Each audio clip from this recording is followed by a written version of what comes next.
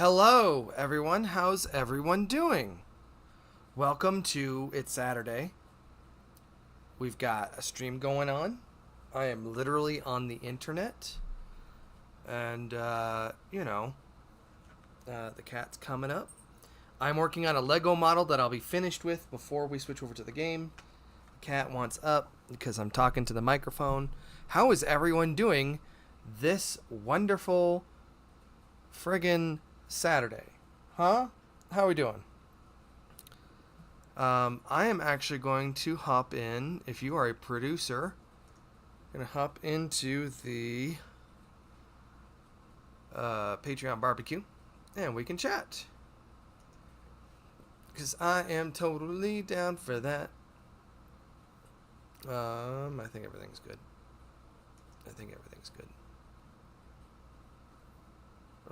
I don't think use existing. Yeah. I think that's it. I'm gonna find out in a little bit if Baldy starts coming in. So I'm working on. Hang on. I'm working on this. Can you chill for a minute? I do want to talk a little bit more about episode 1, but as soon as Baldy gets in, and let's see. Because they're celebrating their 25th anniversary this year, which makes me feel old. So I bought an AAT, one of those little build-a-bag things. I'm almost done, Curbs. Give me a minute. And I am thrilled that this was one of the ones that they had. Let me see. Popsicle. Yeah, Orzine just got Interstate 76 per the Discord. Let's see. Yeah, welcome everybody. Welcome everybody to the show. It is Saturday afternoon. We are just chilling. I hope you're chilling too. Hope you're enjoying yourself. It is today in Colorado Springs. It is. Oh, don't fall. It is a beautiful. It peaked at Oh, what the heck did it peak at? 61 degrees, 62 degrees, and then hang on, dude. Hang on. Give me a minute. 62 degrees or so, and then over the next couple days it's supposed to get not great. So, enjoying the weather while I can. Whoop whoop! Welcome, Doug. Country Mouse, welcome. Yeah, I'm talking about today. We had so much fun. Oh my goodness. I'm finishing up this Lego set, and then I'll show you guys the Lego set. I just found your videos a couple weeks ago. I will put your analysis up there with Noah Caldwell Gervais. Can't wait to see your channel blow up in subs. Thank you, man. I'm planning on doing a push in the next week to for Patreon support. I have just kind of algorithmically not had covered the right game at the right time to blow up like him or some of the other ones. I appreciate your compliment there. I put a lot of work into my work. I give a huge amount of a shit about what I do, and as you can tell, I'm just gonna sit here on the internet playing with Legos. So you know how it goes. You know how the struggle is. It's Saturday. I appreciate you coming in here. Let's hang out. We're gonna talk. Let me bring over some more light. We still got some. Oh, yeah. There we go. All right. I think I got it. And there's still a few pieces that are left that I don't think the set covered. Okay. So this is. I'm gonna bring this up to the camera. This is the. Yeah, I better put these smaller spares away. This is Lego Star Wars set 30680. You really want to build it? I know. This is the AAT. and it swivels. The top's on a little swivel plate. So you can go with the droid armor, droid army there, droid federation, trade federation, I should say. And yeah, look at that, look at that, pew pew pew pew pew pew. So I'm gonna have that. Oh, looks like it's got a spot right on the corner of my desk now. There it is, ready to blow up enemies of the state. Saturday afternoon, let's hang out. We're gonna play some video games. Also, Lego kicks so much ass. I stopped playing with them at 16 because I was self-conscious. Now I'm 38. I've been buying my old favorite sets off Bricklink. Can't wait to rediscover Legos again with Son. Yes, yes, that is the answer. Absolutely. All right, Cat. Now you can come up. You can come up now. As soon as I put away the Legos. Hang on. So no, you can't come up right now. Hang on. Sorry, I lied. Kind of knew I was a lie, but you know. I've got my Lego spare box for all my dinky little pieces and stuff like that, just in case. All right, now you can come up. You can come up, Mr. Curbs. You can do that. Yeah, I grew up with Legos. Roxy, what are you doing? I grew up with Legos, had a number of sets, and let's move this a little bit further away from there. Had a number of sets, and even a couple base plates. Used to build bases with friends quite a bit back in the day. But I would get sets, I would build them, and then I would tear them down. And so now I buy the sets, I build them, and I put them together. And I think I've had a steady flow of them for a bit. Roxy, what in the world are you doing? Oh, you're right there. Never mind. I buy Lego sets new, and I just kind of keep them around, so they're just sitting there built. They need a new place. Mouse knows. Need some shelves. Need some place to put them all. Put my Legos.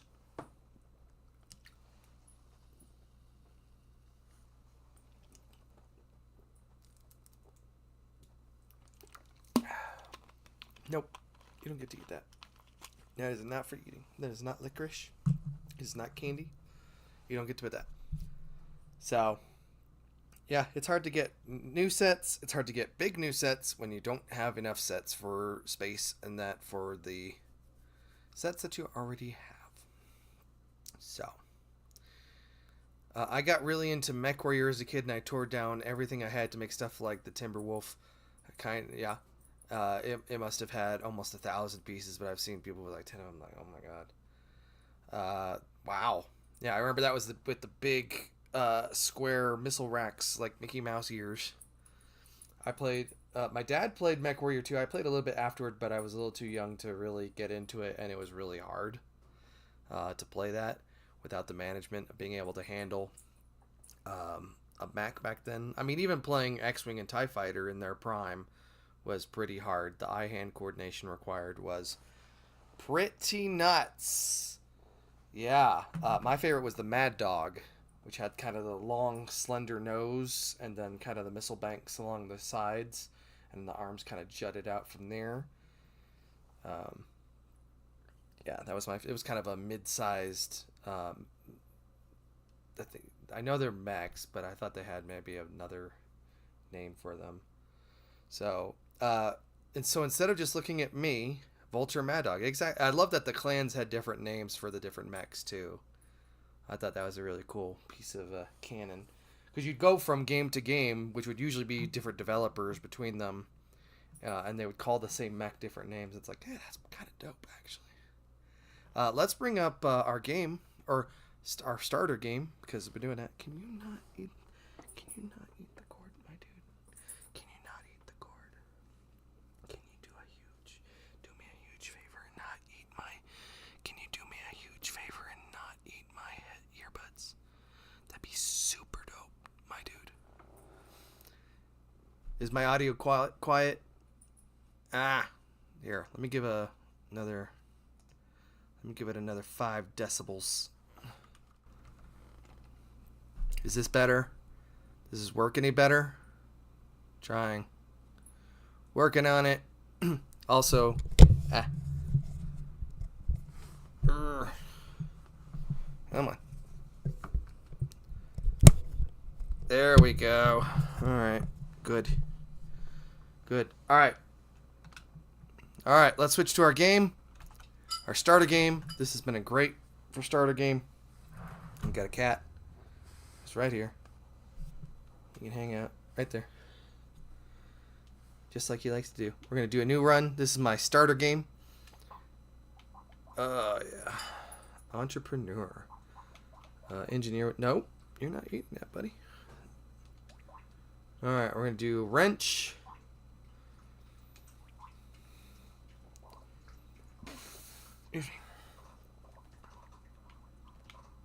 There we go. And then I just installed Far Cry 6. So once I get bored with this, we'll hop over to that. If I get silent, it's because my cat is mowing my microphone away. Okay, goodbye. Harvesting. Let's do melee damage. Let's do another that. Let's get it that. Let's see. Go on, Roxy. We'll lock that for next time. Alright, here we go. I'm gonna hang out with the turrets. That's pretty dope. Here we go.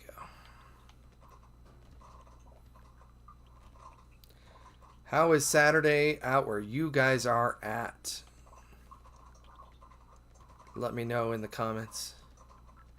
In the chat. $1 for every hour of videos I've watched in the past 2 weeks. Oh, thanks, Doug. Thank you, my man.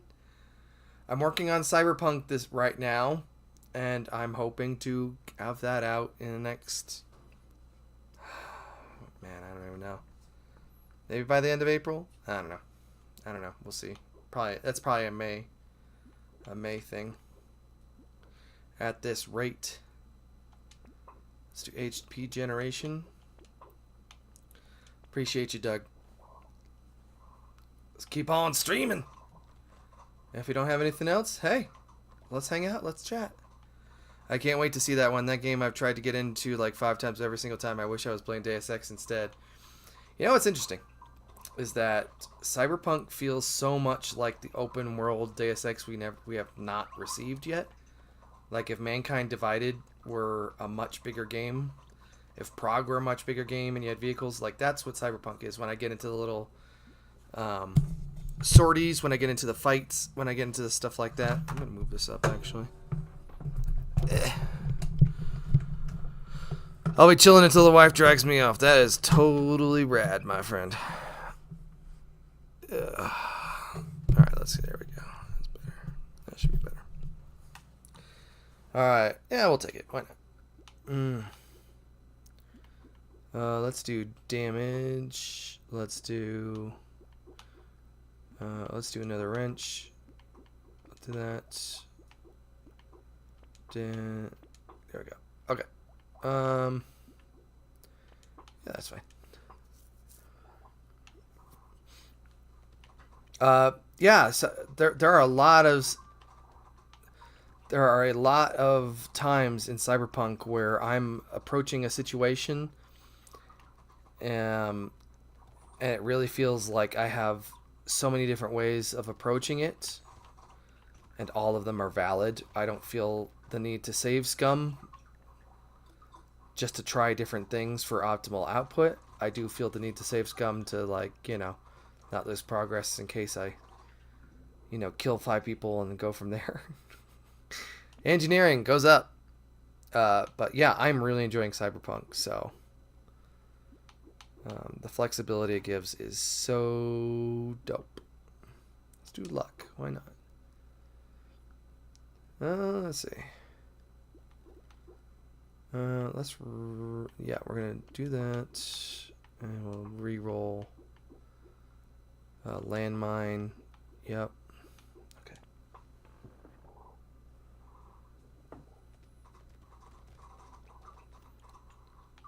Yep, we're gonna grab all the money. All that money.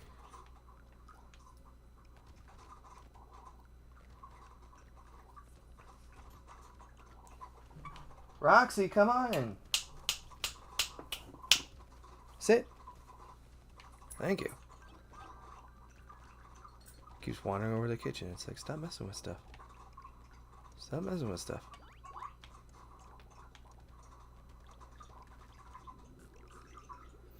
My take on Cyberpunk is probably unpopular. The gameplay is great, but the world feels dead to me. Compared to Witcher 3 or Deus Ex, like I can't pick up heavy and throw many objects in the world. But the main thing is that I don't get the sense of my action having an impact on the immediate world like Deus Ex. I can see that. Recycle that. I can see that. I also have a lot more fun in this world. I feel it's more dense. I feel it's more lively. It also feels more like a real city, because in a real city, like, the things you do aren't really going to have that much of an effect on anyone else, considering how many people there are. Like, there are so many people. There's such a density in Cyberpunk that there isn't in Prague, where Prague is a very linear, well, not linear, but very two-dimensional city. Whereas Night City feels dense, and there's, like, so much going on, like, even more so than even real cities in a lot of cases. But that's been the vibe that I get. And yeah, it's not like you're able to, shape the world that much based on, like, factions and stuff like that.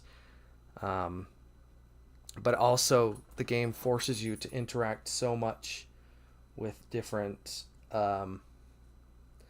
sections of the city that I'm rarely in one section for very long. So no matter what I do, it doesn't seem to really matter.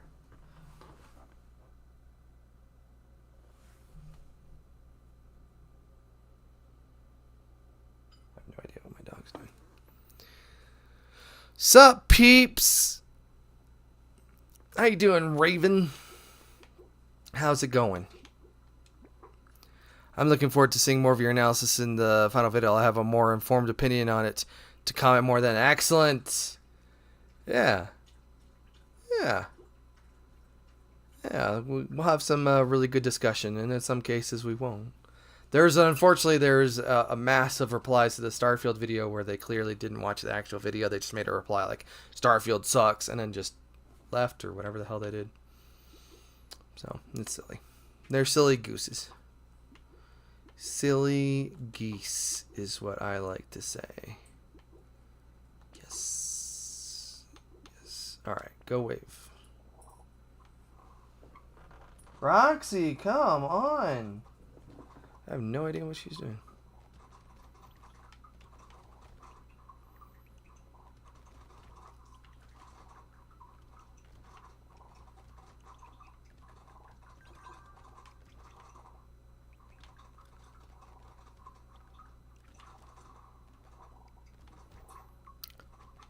Lots of great discussions in the Patreon. Yeah, and if you're a Patreon supporter, producers who are the $5 and up monthly tier, they get access to Q&A, or they can ask me basically anything. It's pretty cool. Roxy, go sit down. Come on, enjoy yourself. Yeah. Go sit down. Thank you. I don't need range, but speed is pretty dope. Knockback, engineering, HP. Different stroke. Oh, Discord. Well, I mean, that too. Yeah, Discord's. If you're not. Raj, I don't remember if you're in the Discord or not, but we are freaking talking about Deus Ex all the time. Maybe not all the time, but it is a common subject we're comparing constantly. It is amazing how much of an impact Deus Ex has had on everything, especially as more shooters and that have leaned towards becoming more immersive sims and stuff like that. With the looting and the crafting and the gameplay scenarios where you have multiple methods of completing any given scenario, and then the open-endedness of it all, thanks to games like Far Cry 3. They really kind of blew up the action genre in that way.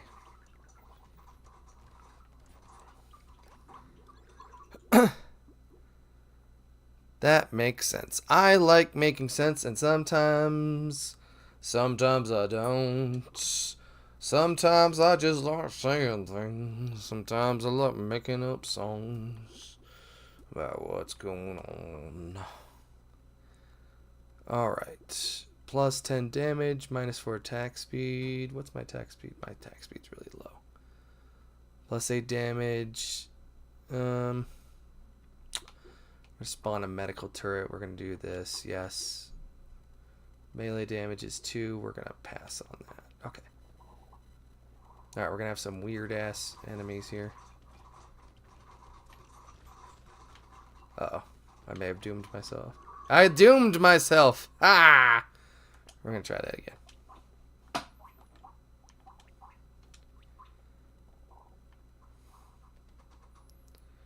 Oh, what a Saturday it's been. Yeah, so going out to the oh, what was it? It's the Vintage Fest, but I can't remember the exact name off the top of my head. I believe they're a national touring group. They stopped in town, and they have, like any convention, they have vendors and stuff like that who brought a lot of like vintage clothes and stuff like that. And there were a lot of 90s to Y2K themed stuff. There was some 70s stuff wandering there. They had half the event center, not too far from here. I got to go around, do that, and check it out. And we got to go have, we're going to get a lock on this screwdriver here and this. Yes. And we had some fun. Yeah. And then Lego sets, the new Lego sets are creeping into Targets and stores everywhere. January is usually the hardest time to get some good Legos, because Holiday wipes them out. They reset their inventory. They do new counts, which is not to say they do inventory. They usually did inventory in like May or something like that. Let's do that. We're gonna get you. Lock you in. All right. But yeah, it's been a fun Saturday. Went out to Culver's too. Burned my tongue. I might have burned it actually last night, but yeah. Yeah.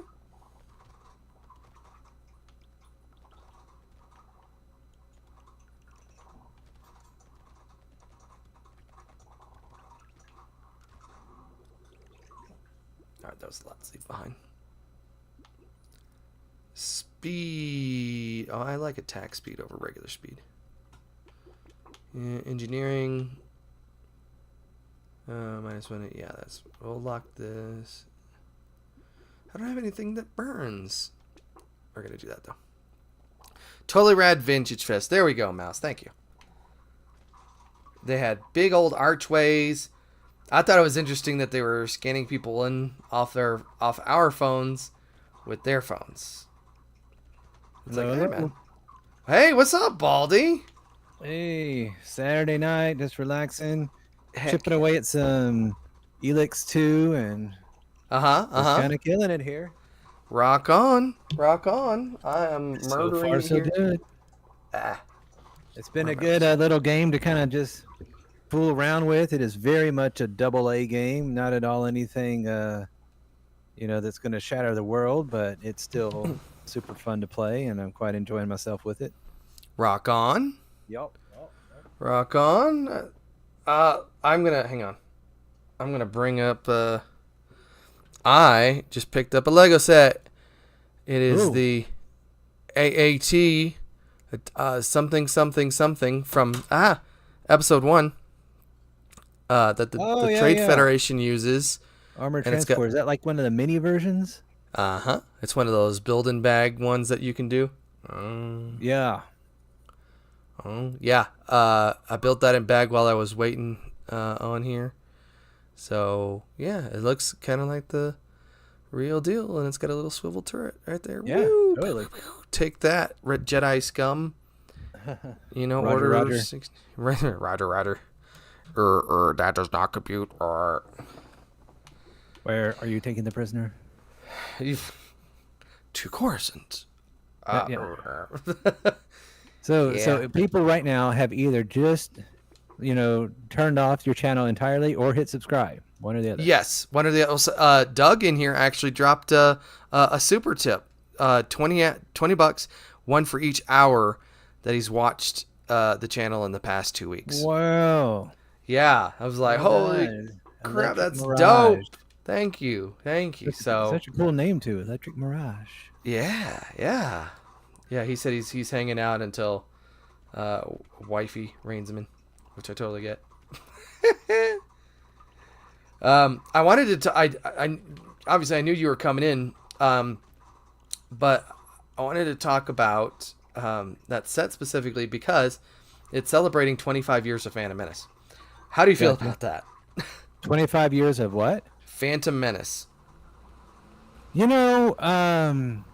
I like Phantom Menace a lot more than I don't.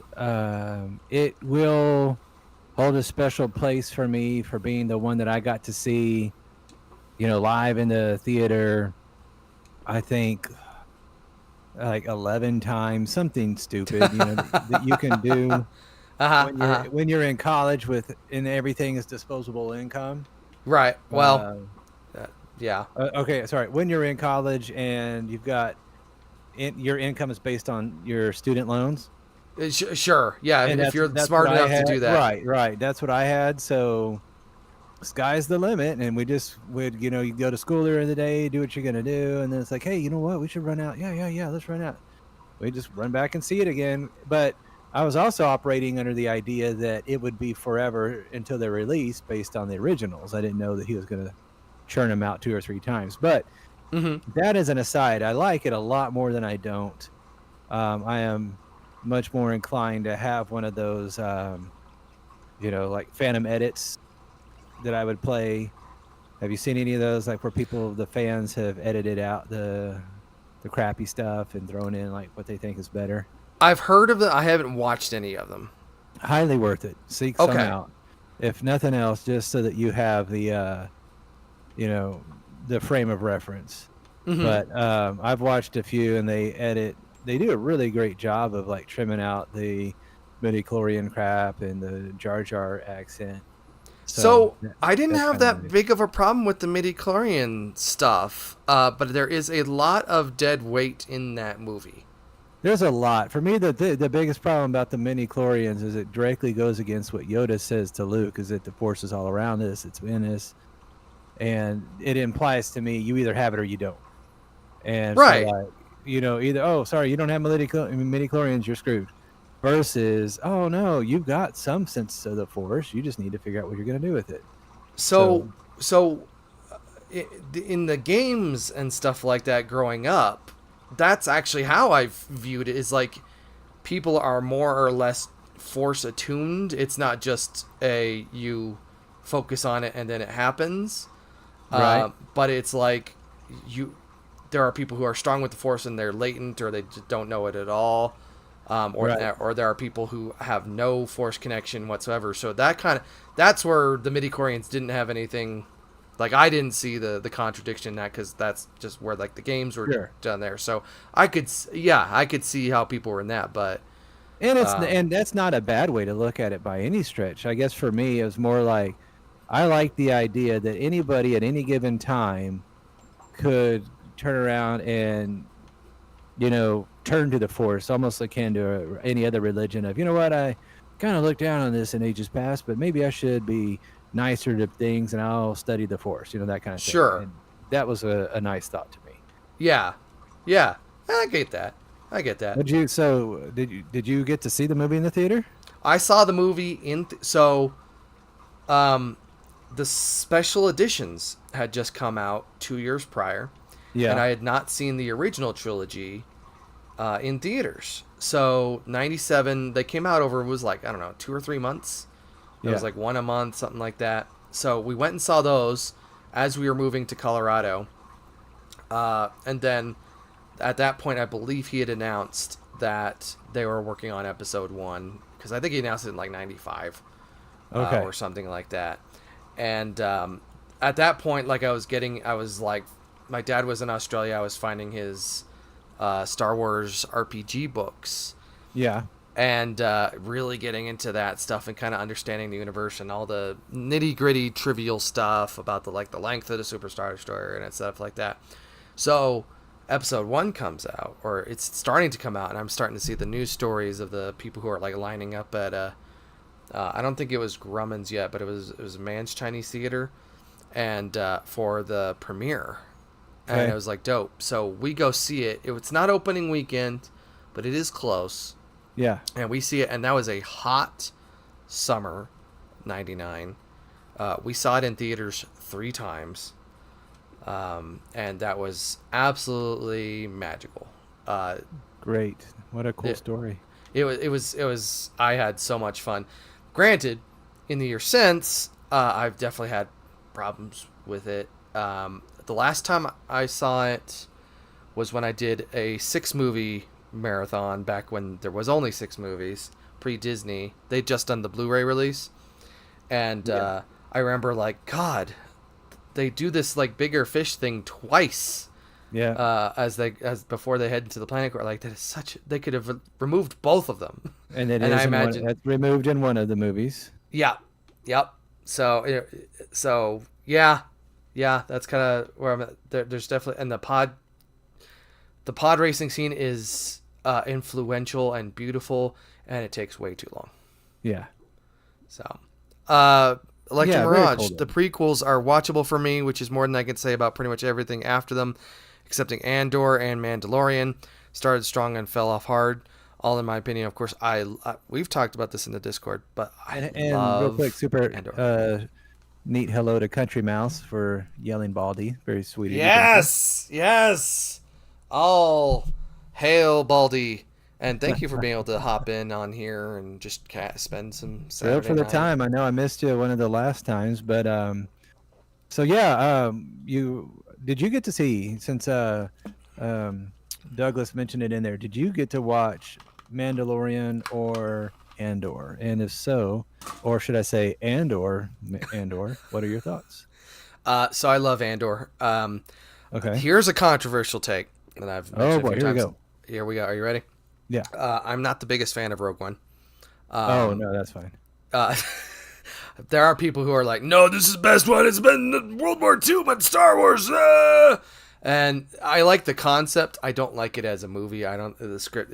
Like, there's a reason why they had to rewrite, reshoot a bunch of it, and even then, it's got problems. Mhm. It's slow. It's got very thin reasoning for why they waste the everyone's time doing stuff. So I don't like Rogue One all that much. And before they decanonized the expanded universe, Kyle Katarn was the one who stole the Death Star plans of Dark Forces fame, not Yeah. Jyn Erso and on Scarif. Yeah. So that's where it is in my heart, you know. But what Andor does is what Andor gets done, and I've seen the whole series so far, Okay. it is beautiful. It is Star Wars taken seriously in a way that no one ever has, Okay. to the extent that I had not seen Mandalorian before, and I watched the pilot for Mandalorian after finishing Andor, and I was Yeah. like, I can't keep watching any more of this. Like it just looks like a cartoon. That is how much Andor has set the tone and the seriousness and the fidelity and quality. Like, it's like Oscar winning stuff if it were in any other universe and it wasn't Star Wars. It is Yeah. so gripping and sensical, and the characters are incredible, and when the action does take place, it makes so much sense. And it highlights the issues that I have with Rogue One, Yeah. because everything in Andor, by the end of it, kind of fits together and makes sense, and I am excited for season 2. They're only going to do 2 seasons. So, yeah, freaking amazing. Love Andor. So yeah, again, I watched that first episode of Mando afterwards, and I'm like, oh, this looks cheap, and it just feels like, man, this is not the palette. This is not the flavor I need after watching that. So I know people love Mando. I'm not gonna, but I could not. I was like, no, I if that's more of that. loved like the first episode of Mandalorian. Loved it. Mm-hmm. Second or third, hey, this is pretty neat. Mm-hmm. After that, I was like, okay, this is now a babysitting show. And Oh it's yeah. just gonna be the rest of the series is just gonna be him trying to figure it out. So that becomes what I call the overarching story, and I hate those. I just because you know it's not going to end. If there's going to be 8 episodes and you're on episode 3, you know it's not going to be resolved. Right. And Right. I'm just tired of that. I've seen so many of those. I would Right. much rather have something else coming and going that I could, fool with, see, do whatever. But Mm-hmm. to me, those at that point just get just about impossible. That reminds me a lot of when Star Trek Voyager started, and I remember, I don't know if how much you're into Trek at all. Yeah, a whole lot into TNG, a decent, if not lot amount of original series, and then superficial of anything else. Okay, so that for those unaware, Voyager is the one where in the first episode they send the ship, the Voyager, across the entire galaxy into this far quadrant of the galaxy that they've never been to before, and it's going to take them 70 years to get back at top warp speed, basically. And I remember we watched, it was like the 2-hour pilot in 1995, and my dad turns to us all and he says, well, I guess they're going to find 7 seasons of reasons not to bring them home. Perfect. He does, and it's like, yeah. And yeah, that's of it. course. Yeah. And that was in the era before they started serializing stories. This was right as Babylon 5 was starting to get started. And so it was like, yeah, every week there's going to be a boss or a thing. There's going to be a revelation. They're going to get a gizmo. And then by the end of the episode, it's not going to work. They have to continue on so that next week they have another thing that they have to find or whatever they got to do. And so you describing Mando like that, it sounds exactly like that. Yeah, Douglas saying in there, it looks like for him to get into a show, it needs to have interesting characters who act rationally according to their values and interests. When people do things for poor or no reasons, it kills the show. Mm-hmm. Yeah. Totally agree. Yeah, absolutely. Totally agree. Yeah. Do you have, Doug, I'll just ask real quick, are there examples of shows that are good or bad that you think abide by that or really betray that? Yeah, what were you saying, Baldy? I could watch a lot of shows with that overarching quest line, but it's never my favorite. I would always much rather watch a show where there's like what we called back in the day a monster of the week, and or something X-Files. similar. Yeah, because Dukes of Hazzard, A-Team, MacGyver, any of that stuff that I grew up on, they were standalone episodes. You could watch them all. Now, if you knew the history, you're going to be a lot better off. Yeah. But it didn't matter. You didn't have to. And nowadays, like Mando and all that, it's building up, and few people ever really die. The guys, the hero is rarely really in danger. Right. It's just there's no and I don't have a solution. And I hate to be that guy, but I'll tell you one of the things I think that is the reason anime is taken off is if you watch something like My Hero Academia, there's going to be a almost, what do they call it, ensemble cast. There's a ton of people to pull from, so it's not just about Deku, it's about whatever is going on. And in Star Trek or anything with physical actors, I don't think it's quite the same. I think they feel, all right, well, we got Patrick Stewart and we got this guy here. We got to really, really use him to something. Mm-hmm. And then maybe they kind of shoehorn themselves in. Not to mention the fact you got a limited amount of time of the people's age and what they're capable of doing. Mm-hmm. So more like people can have more minor roles. Yeah, like this episode could just be like you would never tune in to TNG and see just an episode of Data and Geordi trying to do something. They might have the B plot, but it's never just that because you've been given this whole chunk of people. You're going to use them all. You kind of have to. Right. It's a contract thing, a bunch of stuff that I don't get, I'm sure. But it's got to be more to it. But did you watch? What do they call? I think it's called the Lower Decks. I've heard of it. I've heard it's really good. Okay, The I've animated watched show. 1 or 2 episodes. Uh-huh. And it was fine. I kind of wasn't in a great spot for picking up a show when I did, but I want to go back and check it out because I was thinking the other day, most of Enterprise D is people just doing their daily stuff, right? Right. And only 7 or 8 of them get on the deck where the captain is or anything else. So what if I'm a teacher there, like real life, and it's like, oh, red alert goes off, and I'm like, oh, come on, we're testing today. What's fine? Okay, kids, no test. Everybody, red alert. And Yeah. Riker's doing something again, and it's gonna screw all of us. But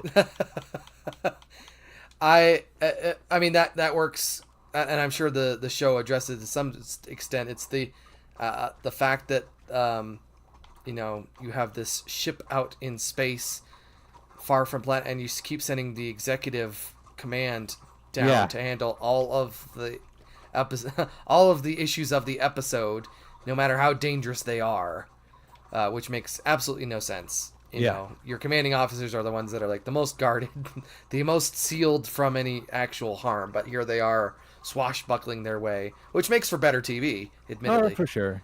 That sounds really cool because it wasn't until the internet came along that I realized like how big the Enterprise D really is. Yeah. When they started doing those Unreal maps. Oh man, mapping wasn't out. that yeah. I can remember that, or I don't know who did it, but I got a LCARS screensaver, and it looked just like what you would see Data, tapping on it. It had the sounds, it was so cool. I loved that. I even messaged the guy who made it, and he's like, oh man, he goes, it's been for years. He goes, I'm glad it's still kicking around out there. And then that was back like probably Windows 95 or something else, and you could tweak those to the moon and back. Nowadays they're pretty locked down, or at least it's really hard to do all that custom stuff. Right. Oh, I had so much fun nerding it up on that. I ended up, of course, I own a Klingon dictionary. Of course. Yeah, I mean, you have to. And then my dad actually had the audiobook of how to Klingon. No, I didn't get that far. It was like both sides of a cassette tape. So it wasn't very long. Both sides of a cassette, just like they use in the future, cassette. Exactly. Yeah, everybody knows that. And I got a giant set. Speaking of the D, if you'll allow it, mm-hmm. I got a giant set of the full printouts of every deck of the Enterprise D, like blueprints. And did you have in a binder or? No, they come in a box, and like you just lay them out. Oh. And I think I still got them. I'll have to find it. Yeah, it's pretty low tech for such a cool nerdy thing. But I would just lay it out on like the table or something and kind of look at it. And I don't know what you're supposed to do with it, but I was just so enamored by pretending that such a thing actually existed. Oh wow! Yeah. Yeah. That's dope. Neat. Yeah. I mean, I got lost in the minutia of what would life have been like. Like what was really going on there. You know what I mean? Like I always loved, alongside that, the the books where they would have the cutaways, especially of like Star Destroyers, the Enterprise, stuff where you could see like deck to deck to deck to deck, like all the little details and stuff like that. I always loved those little Star Trek, Star Wars. Even David McCauley, he had the How Things Work series of books. Yeah. Explain it with the little people and like the can opener and cutaway and stuff like that. I always Loved loved those that things, stuff. for sure. Yeah. Doug's that's where Andor excels. We talk about the characters and that. Where the other recent Star Wars content totally falls flat. Shows with good writing where you can get immersed in the world, The Last Kingdom, The Expanse, Blue-Eyed Samurai, Star Trek DS9. DS9 is a show that as a kid I could not get into because it was so slow and so heady. I know that as I was getting older, I had coworkers and friends that were really like, no, Yeah, DS9 is actually the best one. and that's a neat episode show because on paper, DS9 has everything I want, right? Like it's a stationary thing. In theory, they could have had people come into the station every other week. It's like, oh, some Romulans are here this week, and we're going to refuel their ship and try not to run afoul of their customs, Right. or something, and it could be really neat. I liked it, but it didn't take. You know what I mean? It wasn't like, oh boy, got to watch the next episode. Right. Yeah. It and the way they look and like the Bajoran religion, and it's like, man, Yeah. I just want to see Picard like to talk to people. That's where Dress I'm them at. down. Yeah, yeah. I want to see him and Riker mess and Data doing stuff and not. My favorite one is Data's Day. It's an episode that, I don't know if you remember, but it follows Data around on his like just a day of him, and like the log is in his view, and he goes, I have observed that telling jokes is a particular important thing for humans. And like it shows, it cuts to Riker, macking on some girls by the counter, and everyone's laughing, and Data's like making his observations. It's about as close as it gets to what if it was a real life thing. There's not a whole lot of drama. I think the other plot is like somebody is it's kind of a quasi political thing. There's no real anything to it, but it was really, really cool. We I'm sure I've seen it wasn't when we moved to Nebraska, so that would have been like season 3 or 4 on. We caught all of the episodes live, as live as syndicated would allow. So I'm sure I have. We just caught my girlfriend and I. We just went through the first 7 Star Trek movies because she'd never seen them. And so we finished with Generations, where Data is struggling there with the emotion chip. And that's really hard to understand if you hadn't been watching him grow through the series. Like, Generations is very much, I mean, a lot of them are, but Generations in particular is very much a fan servicey movie that picks up a lot of what the show was putting down. So, yeah. I remember Descent 1 and 2 were a big deal. I really liked when Lore comes back with the Borg and they're messing with Data and his emotions.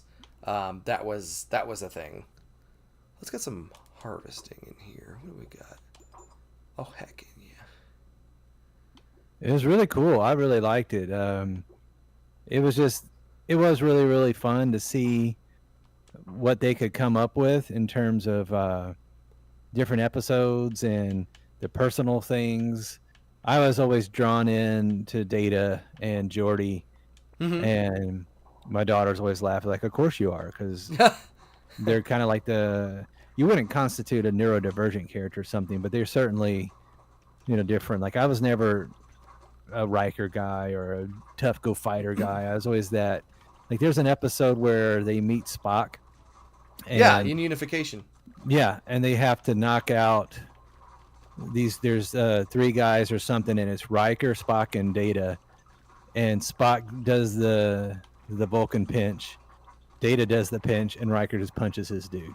And to me, that was the perfect thing. You know what I mean? It's just like, that's amazing. That's Yeah, so cool. just And highlighting how they're all separate as right, characters. Yeah, but Picard was my role model, but I didn't really get into. I respected Riker, but I think even looking back now, like Riker didn't have a lot to him. He didn't really do a whole lot, yeah, which I don't think was a very hot take when I was really kind of looking into it like 15, 20 years ago on the internet. Um, yeah, like he was there, kind of yeah, did what he was told, and sometimes he had a problem, and he was always chasing some skirt and whatever. I as a kid, I just could not comprehend his character. yeah. Didn't make I any always sense. thought I always thought a funny shirt would be Picard in the streets, Kirk in the sheets. Because Yeah. as much as I want to be, a super, especially as a kid, as much as you want to be the super cool flamboyant guy or something, it's like I was way much more of a Picard. So Mm-hmm. Mm-hmm. Yeah. oh, and Country Mouse laughed too. Excellent. My job here Yeah. is We done. gotta, and we do have to finish the rest of the movies. Yeah, we gotta. Because Mouse, you've seen the reboot and Into Darkness. I think those were the two. Um, I do not care for Into Darkness. Um, but I do look forward to watching the reboot again. And Beyond was fine. Yeah. It was fine. Eh. Eh. It was alright. Yeah. I What's mean, up, it's Cheese? kind of there. There's Cheeseworks. Yeah. He loves it when you're able to hop on the stream too. That's always good to hear. Oh yeah. Yeah, you've got a fan base here, Baldy. I It's mean, I know it's amazing. the nth review, but I mean, I it's the mean, I will Baldy take show. it. I will take just about anything Ah, I'm at trying that not to die. level. I've been asked when we're doing the Cyberpunk episode of our four-player show because it's Yeah. been getting some views, and it's like, okay, well, I was playing some Cyberpunk this morning, so you know, working on it. I Yeah. was telling the audience in here that will probably in the next week do a Patreon push um, to see if people are down for, hey, I'd like to do more reviews. And I'd like to do them in a quicker time frame than what I'm doing. So if you give me money, I can do that. But we'll see. That's true. I know it, and it's hard. It's hard to ask for money right now. I totally freaking get it. But it's like, hey, if you're willing, if people are willing, like I'd be totally down for working a lot more on Cyberpunk That's right. at the moment. So, Or yeah. potentially other games. I mean, Or potential, one of the absolutely, one of I the could be perks to willing. being in your Discord is we Shit. get to kind of pick your brain and make some suggestions, and you've been quite amenable to many of them. So I'm sure, should somebody be within listening range right now and wondering, hey, how could I get my request made? You could let them know how to find all that. Exactly, exactly. Yeah, and then being able to do stuff like this on a more regular basis, so we can schedule around it if people want to chat with us as we're chatting. You know, I think that'd be pretty great too. I have not played a Far Cry game since 3. Oh, the Discord is super good fun. Absolutely. I love you guys who pop in the Right. Discord. The Discord is good fun. You got it, Cheeseworks. That's exactly the plan. This game is a work of fiction, guys. I know you guys were looking for kind of some documentary stuff, like this alligator being real, um, but it's not.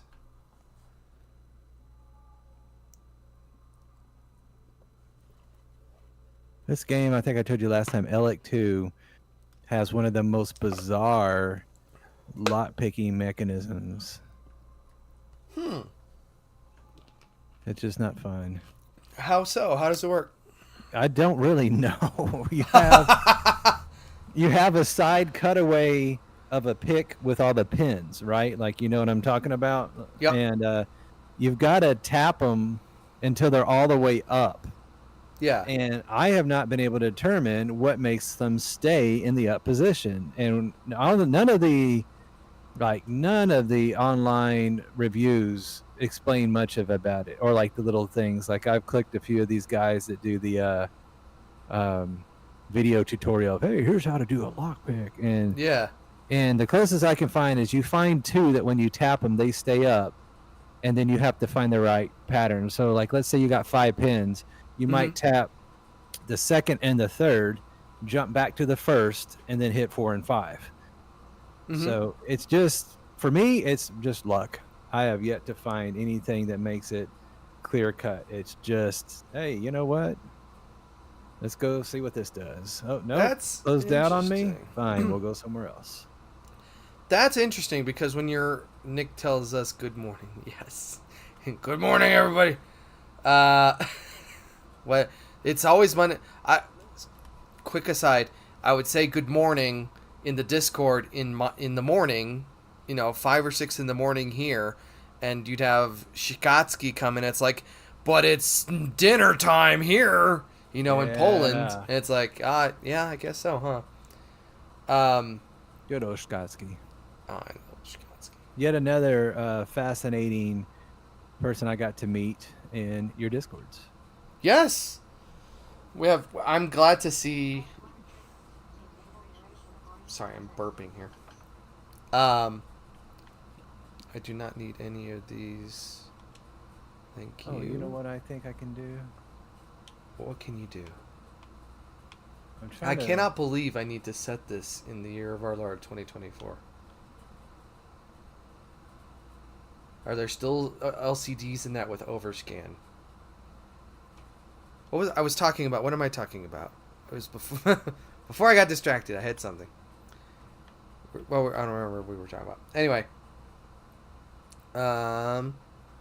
let's continue. We were talking about meeting different people, and you were talking about saying hi to, how you greet us in the morning. And yeah, before I mentioned, thank you, Mouse. We were talking about Star Trek. My train of thought. Anyway, whatever. Yeah. No, whatever. Whatever. Someone's gonna remember. And they're going to remember it as they're watching the VOD. Let's see. Yeah, looking back later, you'll be like, that was the thing. Yeah, someone will come back to me. I want to make sure. I hate getting into a game and I have to tell it, no, invert. Invert the Y. Let's go. Yeah. Here we go. I do that too. I'm an inverter. The reason, looking back, it's because Halo was standardized.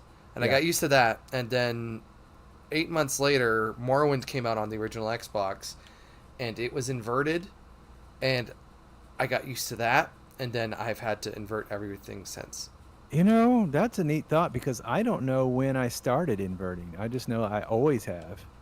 It just makes more sense to me. It does. I mean, it's like, I've heard it likened, and you probably have too, like if you're aiming a camera or something, like, or something giant like that, that's just how my brain works. It's what I've always done.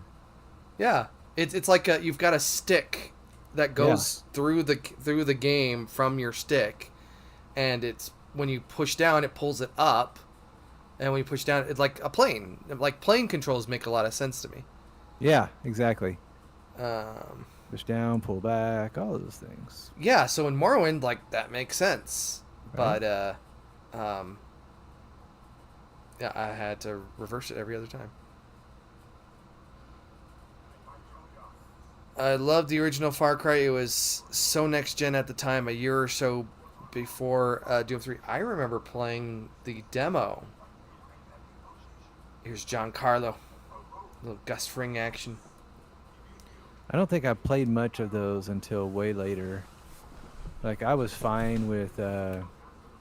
like, again, on paper, a Far Cry game has a lot of what I like, which is customizing loadouts and skill trees. Like, I love skill trees. Yeah. But too many of the games kind of get into the same style, and it just doesn't quite ever connect for long. They made them pretty similar for a while. Um, I don't know why I didn't get to Far Cry 4. I think it's because it was just not that long after 3. And Far Cry 1 is very different from 2, and 2 is very different from 3. Yeah. Even though 2 and 1 are very different, um, they're different developers entirely. Because the original was Crytek, and the Yeah. sequel was Ubisoft Montreal, if I remember right. That sounds right. But I liked what Far Cry 3 did, but it seems like they've just kind of been chasing that ever since. Yeah, and I guess to me the thing always felt like here's your main mission, and we're gonna gate some of these things from time to time, and we'll throw some of them. Of course, the cliches, right? Like the climbing the tower and activating the whatever, so that you can see the whole map. Right. And Or I the think chunk they around kind, it. I think they kind of got the worst of it because they did it so much it just became a cliche, a trope, a joke. Yeah. And it's probably not fair to them, but it's very much legit. So Yeah, and I know that that's kind of how Zelda was. It was like a Far Cry, but for Nintendo, yeah, essentially. But then Nintendo did their own thing, and I haven't had a Nintendo platform in um, a long time. yeah. My oldest is eagerly awaiting what is the whatever that Princess Peach game was that just came out. She's hoping to get on that pretty soon. Which one's that? I don't Um, follow it's any a Nintendo brand new. anymore. It's picture like a Mario game, but you're Princess Peach, Okay. and the shtick is you're in theater. And so I meant to ask our resident theater expert, Bolty, um, some of it because you like the levels make it look like it's a nice theater production, like the backdrops are spinning by you or running around and doing different things like that, instead of you just running across a real world. Mm-hmm. And so like some of the like when the characters get hit or take lethal damage, they kind of fall down and then run off the screen as if, okay, my part in the play is done. Oh, And little things okay. like that. It's real cute. It looks great. And then she's got a ton of outfits like a chef and a ninja and all kinds of things that each have a very Nintendo style power. So that's kind of fun. That sounds like was that Paper Mario kind of does that with the Yeah, one of them did, right? yeah. I thought that was kind of what their jam Yeah. was. We should have played Nintendo today. So we went to this vintage. Hang on, what is it? It was a Radical. Where'd it go? Oh, Mouse knows. But it was a vintage fest where it was like Y2K 90s to Y2K themed stuff. Oh, okay. And they had an arcade with like one of those mini arcade joystick things, but it was actually in a cabinet, so you Yeah. could play Centipede and stuff. Totally rad vintage. Yes, I know. Tip of my tongue. Um, stay out of the guard. Anything with the name Totally Rad in it has me curious. Yeah, it was a thing. They had like a big floating on. They had like floating structures and stuff like that. But they had a couple of what am I doing? They had Duck Hunt set up. They had Punch Out set up as well. Yeah. So they had some original Nintendos to play there. Oh, they're coming for me. They've killed my comrade here. Don't try to run.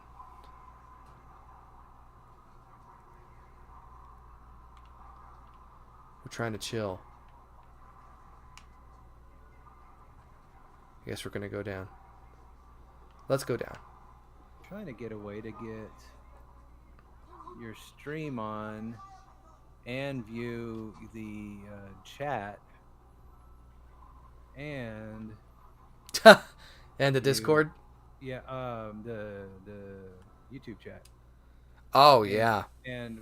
be able to look at this map to Alex because I got a map going in the background here. Oh yeah. Okay, Yeah. there. This will work. This will work. So I Detection pop out meter. the YouTube video so that I can see that a little bit better. And then now we got Totally Red Vintage Fest. When I get a raise promotion, I'll definitely become a patron.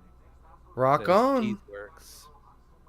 The one thing that I like a lot about this is that you have never been uh, anything but encouraging for your patrons, and you've Oh. understood that, like Medium and a few of us have talked about, as finances come and go, one can adjust a participatory level accordingly. Yeah. I mean that's very very real. I've got a thing that going on with um with other creators where it's like, I may be paying them $5-10, but they're also supporting me with $5 to $10, so it evens out, and then we're showing support for each other, Yeah. and that works among creators. But there, I've had this Patreon up for 4 years now, almost 4 years. 4 years as of June, around my birthday is when I think I set it up again, because I had Okay. it set up almost a decade ago, and I had no one, and I was like, no, so I'm gonna let me turn it off. That's why it's patreon.com the nth review instead of just patreon.com/nth review, Yeah. is because I had to set up under a new name. But like, people come and go, like situations change, and I get it, man, because I have been in that way, and so I get it. And you And if you know can't, you can always do what Doug did and just throw down a donation for one yeah, time. you could do a one-time thing, honestly, even just popping up in the Discord, being in the stream, watching all this stuff. um do you ever think that you set it up too early, Nick, as far as the Patreon? I'm assuming so. I don't know if I I'm talked about assuming, that yeah. before. When I did it originally, um I guess we're good. This is really pretty. I'm playing Cyberpunk right now. That game is the prettiest game I think I've ever played. That game is beautiful, and that's already 4 years old. But I think they've done some adjustments. Freaking, Cyberpunk, pretty game, pretty game. When I set up my Patreon originally, this was 2015 actually. It was like toward that summer, I think it was. If you it was you if you watch uh, the oldest reviews, like Forza Horizon, I think it was Destiny, maybe the first where I mention it. Um, it was really early because I had, I don't know, like 100 something subscribers at that point, and I thought, just like, if I set it up, like, people will come, like they'll just see, oh, these are good reviews. But I didn't have any attention to my channel at all at that point, and so it really wasn't a surprise in retrospect that I didn't have anyone supporting me back then. So yeah, it was definitely too early.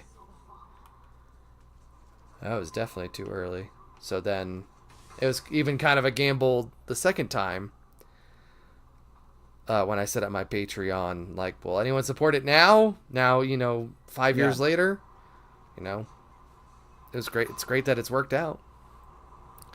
Little Mouse says hi, and she wants to know if she can have your soda. Yes, she can.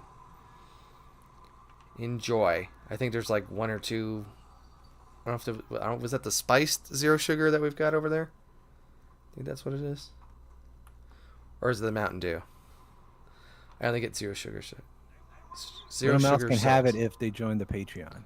Okay. Yeah, that's good. That's That's a good fair. gate. That's Yeah, really I mean, fair. it really is. Yeah, yeah. You pay your way to a free soda. Um, that What do you is think about those guys that have physical merch slash perks benefits for joining Patreon? for joining Patreon. Or yeah, being a member X amount of time, things like that. I don't know.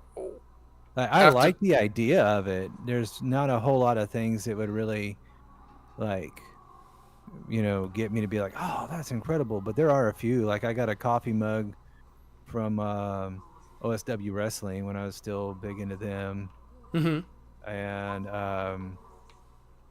one of my favorites is the Gaming J, and he is that playing sounds through familiar. 1001 games you must play before you die. Yeah, I remember you bringing him up. Yeah. Yes.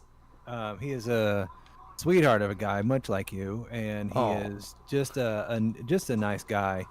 And I joined at his highest tier, and I was the first one. And he sends you a signed an autograph signed controller that he used to play games. And so I got a old 8-bit Nintendo controller with his signature on it, hmm and that to me was just so cool. Like things like that are real special because that's what he's using to complete his challenge, and it's like not just something, like, oh, here's a whatever. But Yeah. I've got, that's kind of neat. I've got stickers from a few people, and of course, since it's me, I never stick them on anything. I just kind of stare at them and go, wow, this is great. But I I like love me those some ideas. stickers. I'll tell you Oh what. yeah. Yeah. After the one she's stealing, you have 6. Okay, that's plenty. So my thing is with my Patreon, and my Patreon's been pretty static for the past, I don't know, like year or two. As far as support subscribers, like the most active people on my Patreon are in the Discord, Yeah. so it's kind of a mirror. Um, and so I think a lot of the people, especially at my stage, at my size, are of the, man, I'm just throwing you a few bucks because I've got a few bucks. Yep. Like I just want to see you succeed, and that's fine. But they also, like, they're not kind of the participatory Sure. kind of people, which, for better or worse, right? Like I'm not gonna. So when I raised my bottom tier, I had people that would like sign up for a month at $1 and then drop out, and I would send a message to each person who became a patron to be like, hey, thank you, for being a subscriber. Thanks for helping the channel Yeah. grow. And a lot of those people were like, not, they wouldn't subscribe. Huh. Or they wouldn't answer, and then they would just disappear. And Yeah. so it's like, if I'm going to go through the effort of doing, a sticker pack or Yeah. whatever, it's like, I want it to be something that people want and is meaningful, and that stuff takes time to set up. I remember when we were doing the research about a decade ago for the comic book that I wanted to work on with Orzine. Um, the research to figure out the physical stuff, the printing and all Yeah. that, was like, that is so much overhead mentally, for on top of getting the comic produced in the first place. And Yeah. then you've, And how then, much is that going to cost to print versus right. how much is that going to be? So then you got to adjust your goals accordingly. Like, oh, okay, we're going to raise 30,000, and 10,000 of that has to go towards the printing. 20,000's got to go towards this or whatever. So it's like, it just becomes a nightmare. So if I were bigger or something, I'd be more on that. Like, and that's, I've even been talking with Mouse about physical stuff. We're kind of researching preliminary about hoodies with the Nth logo on it, and it's like, if there was any piece of merch, I think that would be the first thing that I would want. And but I mean, that's a process. That is a whole thing. And then you got to go through. It's like, this is crap. You got to proof it, all this stuff, and make sure it's not garbage, because you can have the best intentions in the world, and then you go to this vendor, this producer, and then they just make trash, and it's like, gotta start over with another Yeah. partner or whoever. So Yeah. anyway, Stretch goal. stretch goal. Works, and Yeah, then yeah, the knit the hats, knit exactly. hats. Yeah, Oh, yeah, okay. And yeah. I have We had a few guys that'll do certain things once you've been in there X amount of time, and that could be a thing too, right? That Like, could be a thing. you don't Yeah. want somebody to join in at a tier and you're sending them all this stuff and then they bail. Yeah, So yeah. that I I get think that. that'd be cool too. Yeah, I I think that's really do. fair and acceptable. Yeah, if you're in there for a year, or if you're a um, so long supporter before such a time that we get them, and we're selling the rest, you know, yeah, you're gonna get a cap. You let us know what color you want. Wait a couple weeks, and we'll get you something, and we hope you love it. I think that excites me. Yeah. But that said, of all I subscribe to, I don't know, like 8 or 10 Patreons, and I don't get anything physically. Yeah. Uh, but Are you credited I'm on totally any down. for like the you know how yours has producer and assistant and you have the really neat titles, so to speak? Do Hmm. you are you on anybody else's like that? Um, there are a number of ones where I'm in the credits. I there was a very brief time. It was like, I think it was 2 months where um, I'd used my Patreon contributions with your guys' approval to put that towards Nextlander, where they actually list your name at the end of the episode. Oh yeah. So there's like 8 episodes of the Nextlander, or even more, because they do like one or two a week, and they have to list that off. But That's yeah, a there's neat like way to eight do it. episodes. Yeah, but I didn't notice any pickup or traffic or anything. At least you tried it. I did, yeah. It was totally worth trying, absolutely. And even if it didn't end up, you know, winding up becoming anything, so like it's good to think about. But for the most part, it's more like, hey, I get to list G Man Lives as one of my producers, or whatever. Yeah. So I'm not even on the no clip one. I don't think. I think theirs is like one more. If I subscribe to a slightly higher tier, Yeah. I get to do that. That's really cool. I mean, it's a fun way to me, it's just a fun way to do any of that involvement, to feel that connection and To feel like you you're know, part of the team or the support, yeah. you know? Yeah.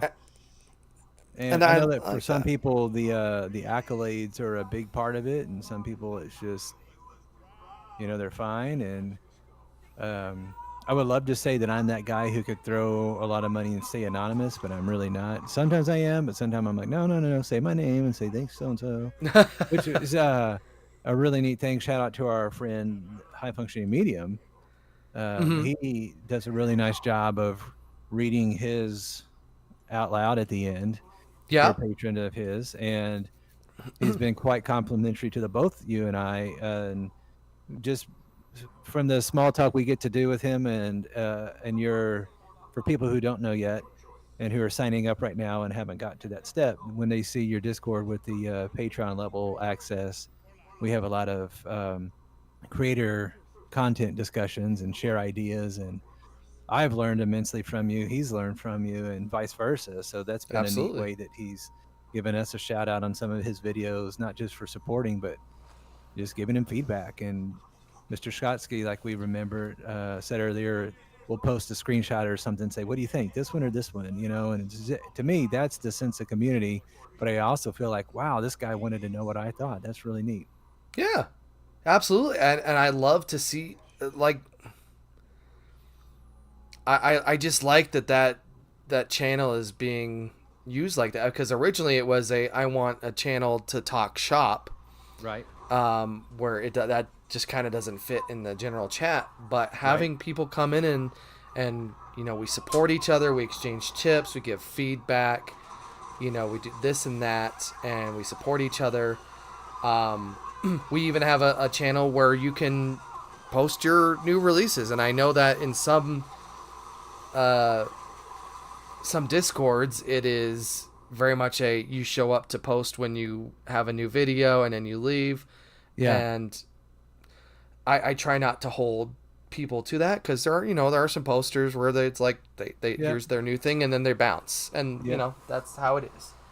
So, but we have that there for you as well. Yep. So, but the thing that I think matters most to me is just people talking. Just people Right. talking about their journeys and stuff like that. It's like, even in the time that I've known Medium, his channel has blown up. Yeah. I want to say he was like 200 or 300 subscribers when he got into our Discord, and now he's with like 3,400 now, which is, I mean, I can't take credit for any of that, but Well, I mean, I um, was gonna say we do call that the ninth bump. I mean, it's yeah, like what? right. Like at Right. the end of was it Pray? I think it was Pray, where I spelled his channel name wrong. But every little chance I get to support the guys who support me Yeah. or whoever, I Yeah. love that, because I don't want it to be just my channel or any other. I want it to be a community. Well, That's a like that's a big deal to me. our friend Yahoo, another Uh huh. really great guy. I don't even know how to quantify the neat stuff that he does. He's just a special soul. But he has a self-stylized channel called Echo Chamber, right? Yes. And that's his joke. But for some people, it's kind of like that. You join a Discord and you might find yourself in just a channel of everybody else kind of echoing how great this thing is or how bad so and so is, and um, that's probably a place for that in certain regards. But what I like with the Discord and the discussion on your side is it's always, for the most part, I would say it always leans positive. Do you think? I think so. I mean, I feel like everybody has that time where somebody launches a game and it's tempting to bag on it, but I feel like we've got a good handle on it and nobody just dog piles for the sake of it. Yeah, I really want to avoid negativity, and it's not to say that we aren't gonna criticize some channels that ruffle Right. feathers or act in bad faith. We're not gonna do that. But I hate gossip.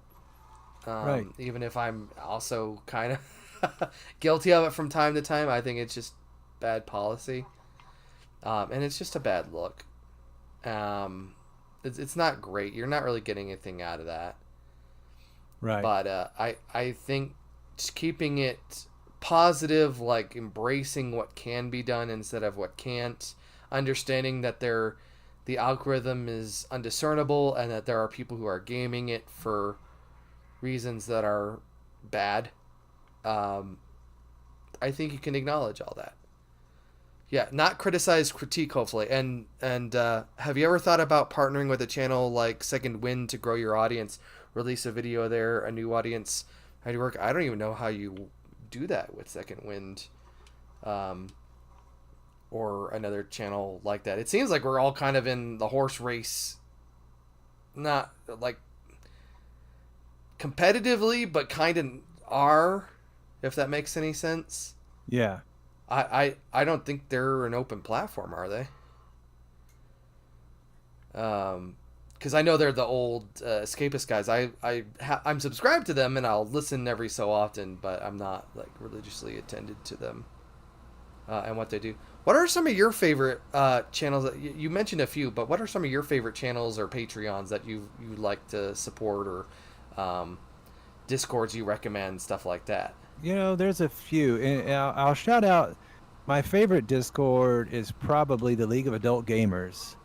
And it sounds almost dirty, but it's basically a bunch of people around our age, plenty of them younger than me, that decided they wanted a place just to game with like-minded individuals that were not always just little kids and not immature or mean or anything like that. And so I spend a lot of time on there and on yours, and that's really the only two discords I'm involved in, to be honest. But I have met several great people there. When I went to Canada last summer, I stayed with some, and then we met up with even more, and that's blossomed into a lot of great things. So League of Adult Gamers for sure, highly Mm-hmm, highly mm-hmm. recommended. But in terms of actual uh, patrons and the people that I support, it started with people like you. I used to be big into OSW, which is old school wrestling. It's run by three Irish chaps, and they have a lot of neat stuff to say. And I got really big into them for a long time. I stopped once they kind of covered all the old WWF era and making fun of it, and like in a fun way, like it was really cool. Mm-hmm. But that kind of ran its course. So now Medium, of course. A few. There's one science one I do. It's called V101 Science, and it's just like a guy who makes scientific videos about planets and so sufficiently nerdy things. Mm-hmm. And there's a really neat musician I like named Anders Ingers Jensen, and I learned about him from Techmoan. Have you ever watched Techmoan? I have, yes. Really great guy, and he's one of my favorites too. His are just so quietly nerdy, like calm videos, right? Like Mm-hmm. I got into him reviewing various 8-track players and other things. It's kind of like who else would do that? And he used Anders' music to test things and avoid copyright strikes. Uh-huh. So that was a good one. And I've tried a couple others here and there, and sometimes like I did Second Thought. Um, Yeah. for a while he's a pretty common a good bread tuber. Uh, He's gotten a lot funnier and yeah, snappier in the past yeah, like year or two. He used to be yeah, it used to be kind of a doom, like kind of, oh man, I can't watch this week kind of channel. yeah, But he's lightened up a bit as he's yeah. grown. Let Uh, me ask you then an interesting question. Speaking of some of these guys as they change, do you find yourself at sometimes looking at a guy thinking, "Oh man, this guy does really cool. Oh, he's got Patreon. Maybe I should support him." And then you check, and he's got what you deem, whatever that might be, enough enough subscribers, and so you say, "Oh no, he's got X amount of people. He doesn't need me." Do you do that, or is it just me? for like YouTube or like Patreon or both. Patreon, like before you Uh, become a paid guy, or if you're paying on YouTube, but. so I definitely agree that there.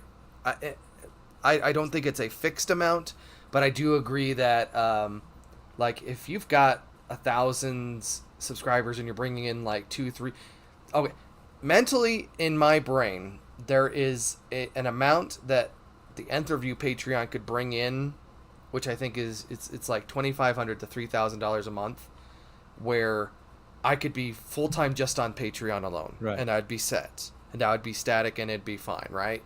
And Yeah. so I think if a channel is making more than that in my mind, they're good, and I will subscribe to them if like I want to be part of that community, or I want something a little special like early access to videos or something like Yeah. that. But there are plenty like, H Bomber guy or Right. whatever, Right. where Good it's like example. you're good.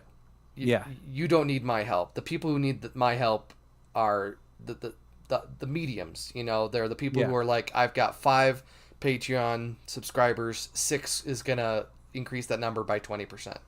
You know Yeah. that kind of Yeah. Okay. that's where I'm at.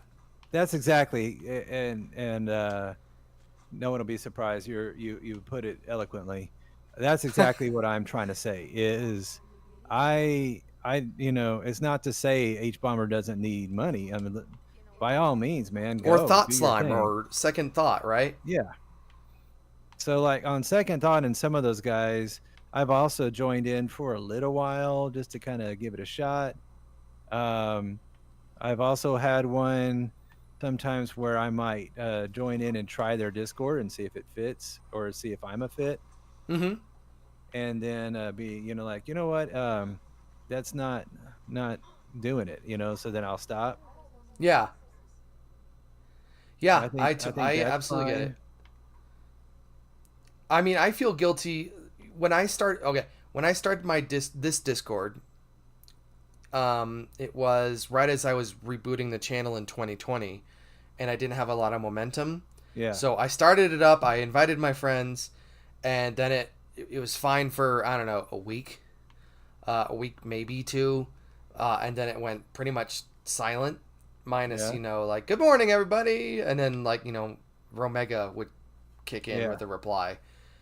Um, but it wasn't until I started streaming a year later that there were like regular people who were like, I want to hang around and chat on a regular basis. And Yahoo was one of them. You were one of them. Kaz was one of them, who appears to have disappeared off the face of the planet. But he was a huge, nth Yeah. review booster back in the Right. day. And the thing for me is, I feel a little guilty because so many of those in the creators that you see in the creator corner, they have their own Discord. Shkatsky's Yeah. got one. Yahoo had one, or he does, but he doesn't really use it. Right. Medium's got Medium still has one. his. Blondie, several other. Yeah, don't forget to hit that like button, everybody, if you haven't already. But they have Discords, and I don't have the time or the energy to even attend my own Discord from time to time. Yeah. So I feel kind of guilty, even though I want people to come to my Discord and say hi and be part of the community and my community. But I totally get it when people are like, man, I just don't have the bandwidth to do anything more than, hey, I joined the Discord, I'm boosting your number a little bit, I'm saying a few things, and then I'm out Yeah. because I've already active on 2 or 3 Discords already. I mean, it was the same thing with web forums 20 years ago. Like, I couldn't sit there with do Team Xbox and Newgrounds and NeoGaf and et cetera, et cetera, et cetera. Right. It Right. was, I've got time for one. Yeah. So, Yeah. so in that way, I do feel a little guilty about not attending to theirs, even though I'm subscribed, part of their server. But I also get at the same time, like, people are not gonna sit there and like, yo, let's hang out. It's Friday night. Let's go to the nth review Discord, or let's hang out in the barbecue and become Patreon supporters. Like, I freaking totally get it. So Yeah. There's bandwidth is the good word in my mind, and I don't like to overuse a cliched word. And I have a buzzword bingo that I always run in my head whenever my administrators start talking, because they'll say so many cliched things, but I think that fits. mm-hmm. It's certainly tricky, right? Like, I went through a lot of phases where I tried to find just anybody that when I jumped on and joined a place, that they'd be like, "Oh, hey, Baldy's here. What's up?" Da, da, da. You know what I mean? I wanted Mm-hmm. that, and when you don't get it, for me at least, it was frustrating. It's like, come on, I want to have a sense of somebody who's thrilled to see me. So I server hopped more than my fair share, trying to figure out if it would work. And then sometimes also interests changed, like again with the wrestling guys. After a while, I was like, I'm not watching the brand that they're watching anymore.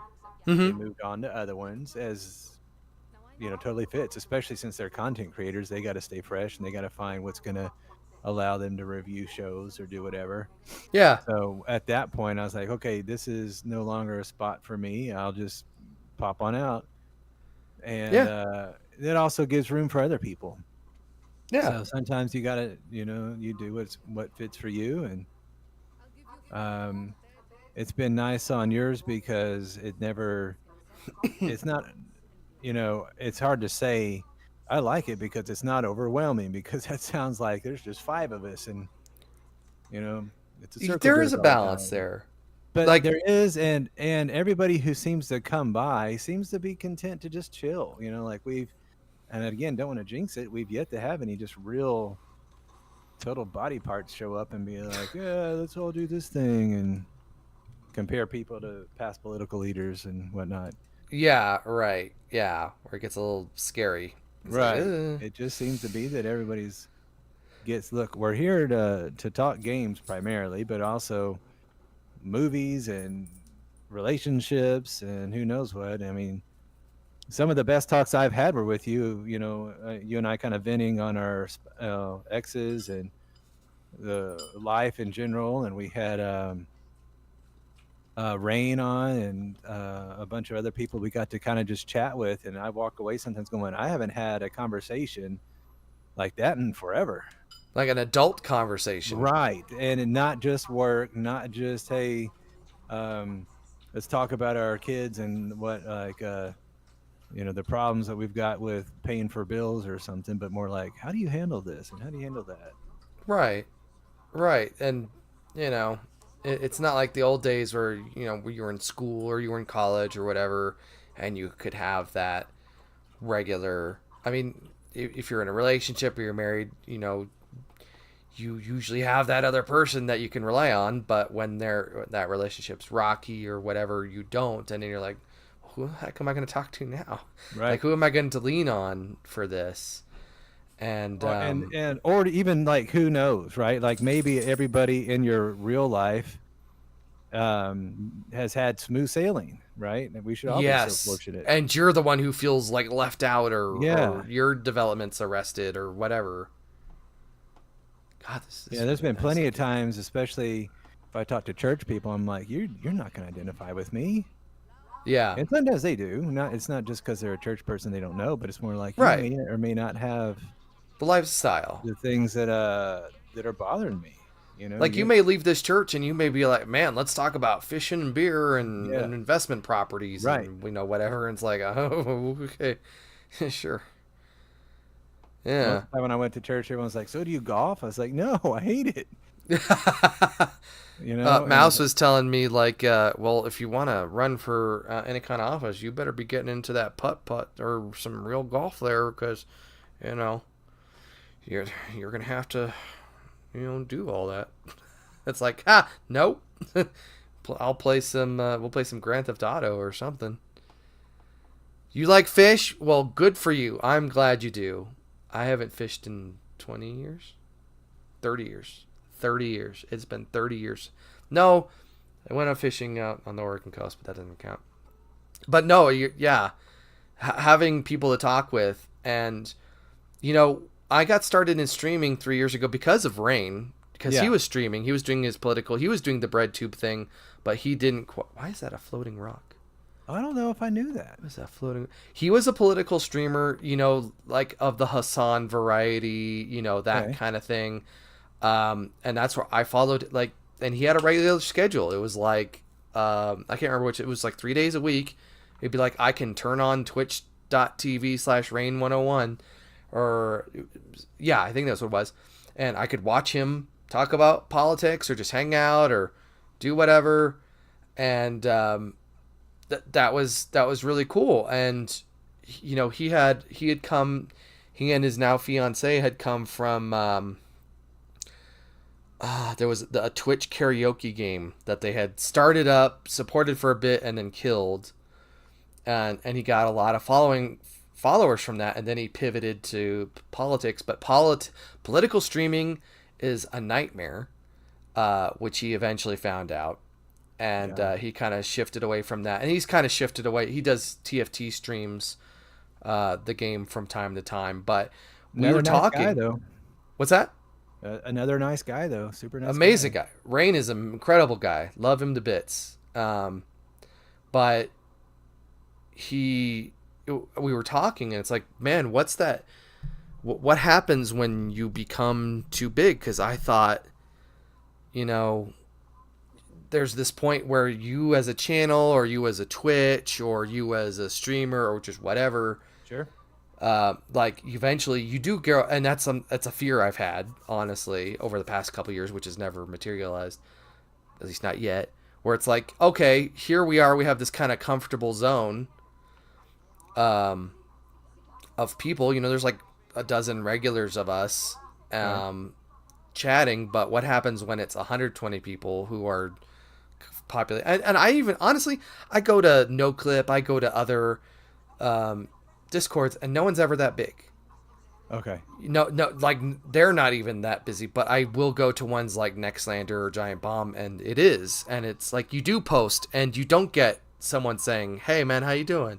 or anything other than a react emoji. Right. I was gonna say thumbs up. Yeah. Like when people show up on the Nth Review Discord, we roll out, the picnic Yep. tables and stuff. Yep. We want to make people feel welcome. So I asked him, and he's like, I can't remember his answer specifically, but it was like it can happen.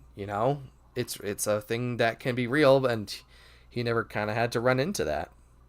So maybe we won't ever have to worry about that. Maybe we'll just have a wholesome community, the whole, like the Waltons and George W. Bush really wanted. Right. Less Simpsons. Yes, less More Simpsons, Waltons. more Waltons, absolutely. Yeah, underachiever and not proud of it. Yeah, exactly. There Exactly. you go, man. Yeah, that's very real. Yeah, Cheeseworks mentioned indefinitely would be a lot more impersonal. And I get it that some people can thrive in that. And like I said, I was in a second thoughts Discord for a bit, and one other one too. Maybe oh man, I don't know. I want to say it was like one of the urban planning guys. I don't know if it was not just bikes or not, but it was one of those. And it was fine, but I didn't feel like I was adding much. And I felt like in some of those, you kind of have your mainstays who are well, I'm kind of a legend around here, so everybody gonna care what I say, and Right. I try very hard Bow not to to be me. that on yours or anywhere else because I've been there for a while, but I don't want somebody to go, "Oh no, look at that, it's Mr. Hotshot." I actually have the weird kind of alternate thing where I will go and do the post my link on other Discords, Yeah, and people will be like, "Oh, and the legend is here," and I'm like, "Oh, people know who I am." That's pretty weird. Sure. Hey, thanks. Like that recognition, because it can be hard to wrap your head around yeah, having 18,000 subscribers. That's a lot of people. But when it's just a number that goes up, it may as well just be your health in a video game. yeah, It doesn't feel real, And then when a certain percentage of that uh, joins your Discord, a certain percentage of that becomes a patron, those numbers feel more believable.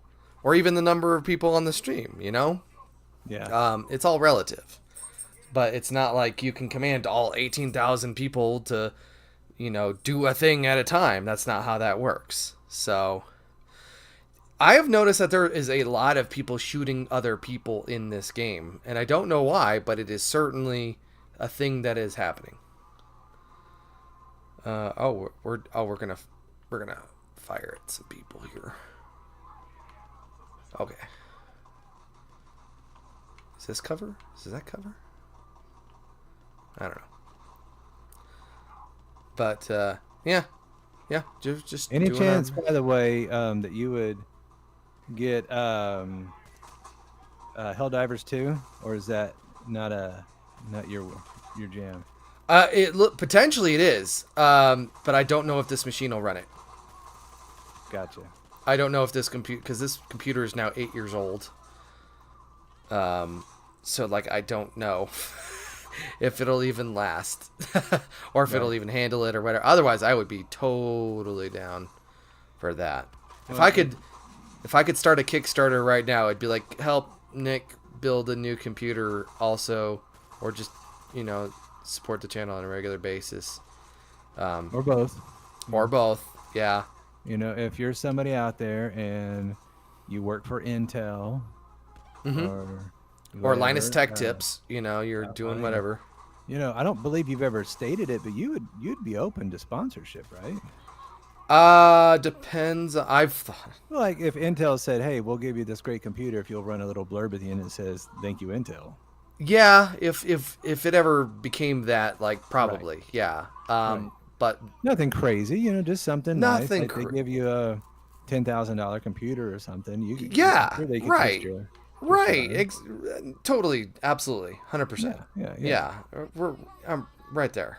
Yeah, I don't want to carry any bodies. it makes sense. This is I good gotta say, business at that playing point. Cyberpunk, not having to loot the bodies and they just materialize into my inventory when I run over them is all is nice.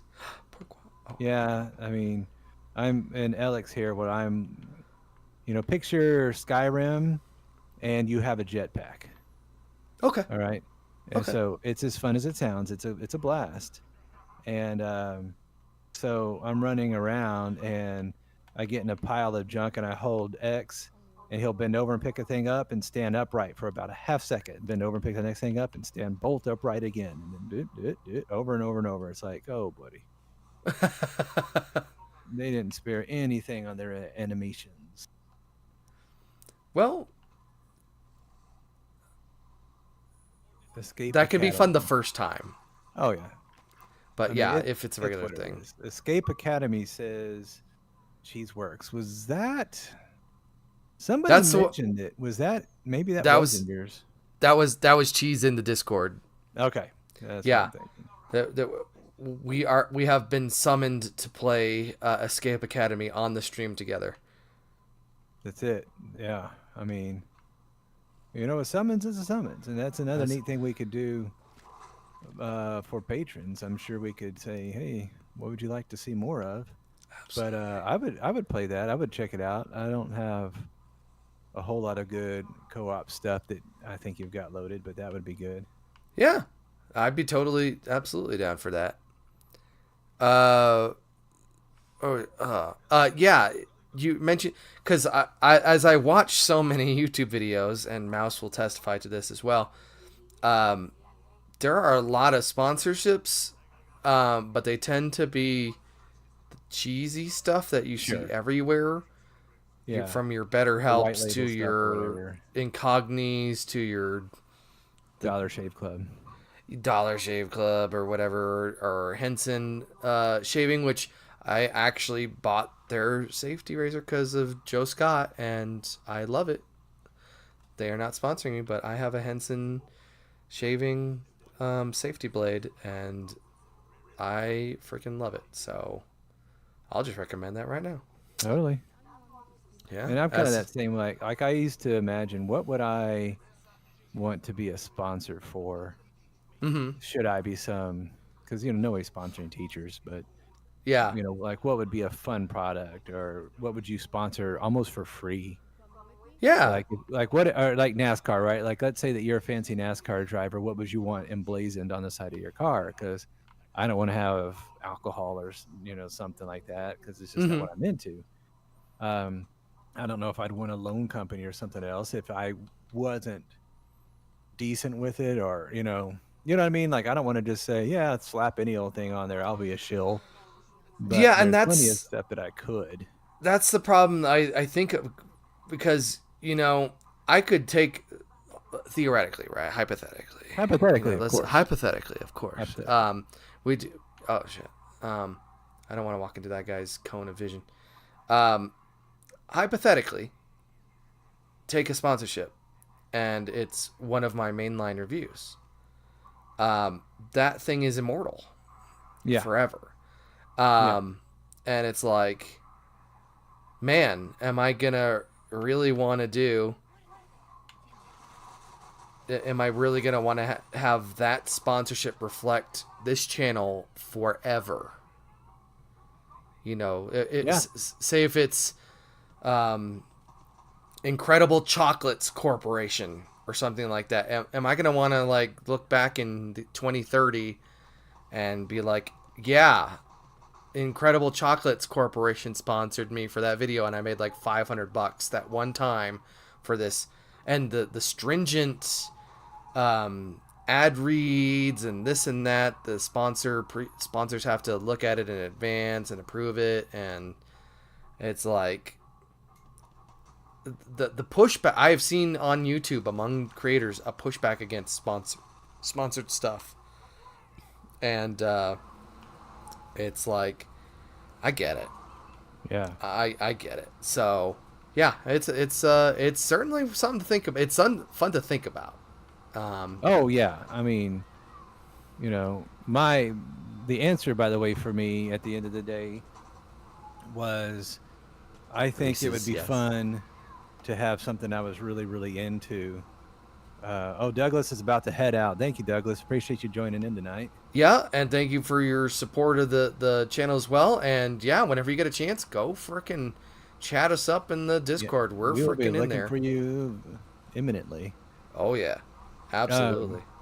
I was thinking, like, if it was my NASCAR, I'd like Dairy Queen, right? Totally Yeah. me. Just a big old like steak finger basket or a Blizzard or some ice cream or just something just all over that sucker. Because that's me. I could totally see myself doing that. And you'd Dollar have to Shave have the Club or patch something upside else. down. Yeah, yeah, right. I mean, I don't know what anything else would be, but to me, that would be something really cool. Yeah, yeah. Mouse mentioned Reese's, and I freaking love Reese's. So Right? I think that would, if Reese's were totally down for sponsoring some hardcore multi-hour video game explorations, Sure. or you and me Even just chatting yeah, about life and the universe and everything, like, hey, send me your money, Mr. Reese's. Like, I'll yeah. take it. Or samples. I mean, you could do an Oh God. unboxing, a taste test. Yeah, let's get our addresses in there. We'll send Yeah. that out and make sure. I mean, I'm sure it tastes like Reese's in chocolate, but I mean, who Well, knows? we could be Maybe sure. We'll be thorough. You'll be thorough. I'm allergic to we. peanuts, but you'll Yeah, be thorough. I. We need to go back through the history of Reese's, and we Country need to do. Mouse says Nick's car would have Reese's, Culver's, Lego, and Slice 420. It's true. It's true. I love. We have a. We have a. It's the best pizza place in town. It's Slice 420. They're medical refugees from Florida. Their daughter has some advanced physiological disorders, and so she was having hundreds of seizures a day. Whoa. Yeah, and so they moved when Colorado started doing medical marijuana research, stuff like that. Obviously, Right. we legally adopted it a little over a decade now. They closed their pizzerias in Florida, moved to Colorado Springs. They had one shop on the west side. Now they have another one kind of close to me now, and they make the most amazing pizza. It's not infused, it's not THC pizza or anything like that, but it is some of the most amazing pizza I have ever had, and they are nearby, and it's dope. I love Size 420.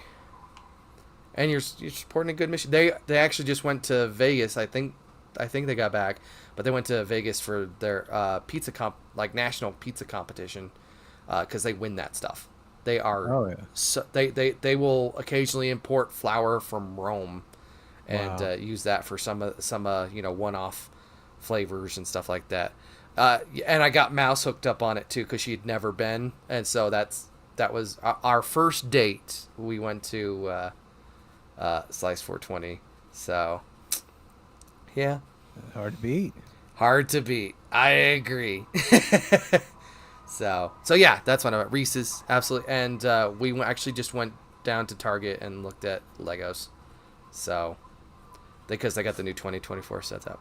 Anyway, what were we talking about? Everything. All those Everything. things you just mentioned, we were What talking the- about. What the heck is this guy doing? This guy, I cleared out what is... All right. This guy's just been driving in circles. Or I guess they're both okay. Okay. All right. Goodbye. All right. Goodbye. Target would be a good sponsor. Cool logo. Yeah. Yeah, there's a few like the Subway guy. There was a Subway car for a while, and he was I thought that would be a fun one. You know, I don't know what else enjoy would me really some work. sub.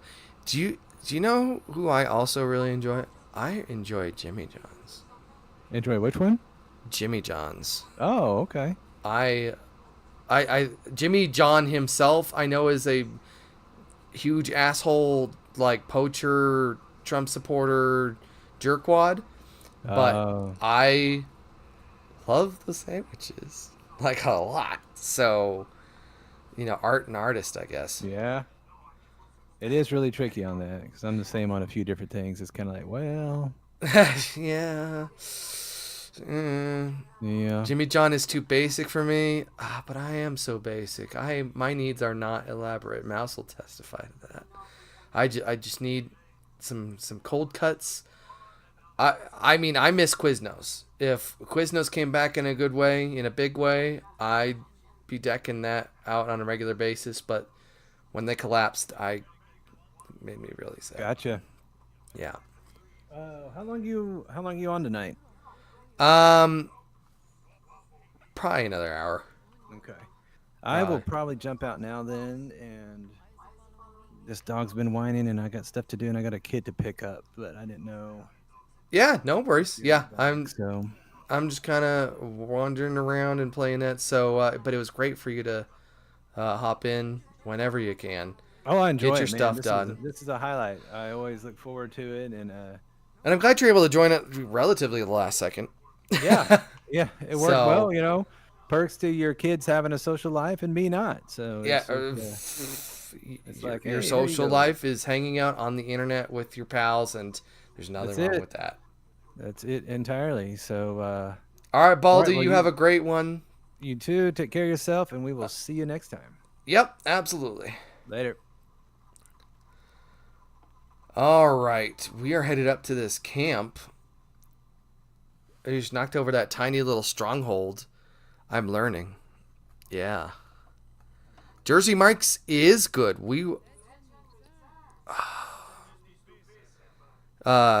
Jersey Mike's is they're good. Sometimes there's execution inconsistencies. When we used to go in Phoenix, they were regularly pretty good, but out here, I don't know what it is. I don't quite know what it is, but it hasn't been quite hasn't been quite the same. Mouse, have you been to Jersey Mike's? Have you done Jersey Mike's? Jersey Mike's is pretty dope.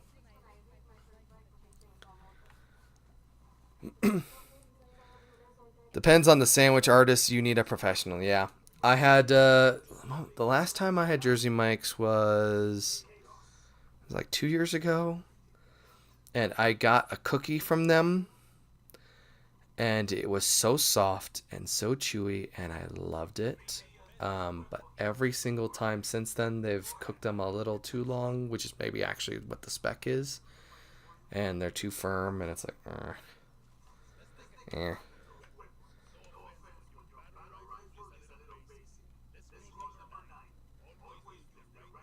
Always use the right tool. What do we got?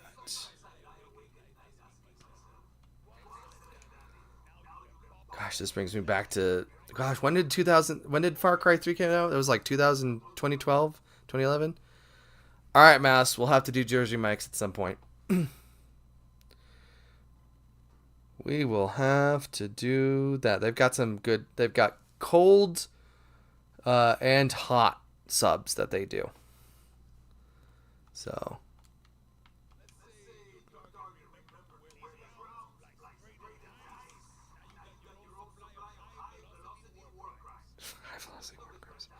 I worked at Subway in high school, and I'd make mega cookies, 4 cookies in one. Oh my god. Were they like stacked on each other like a sandwich?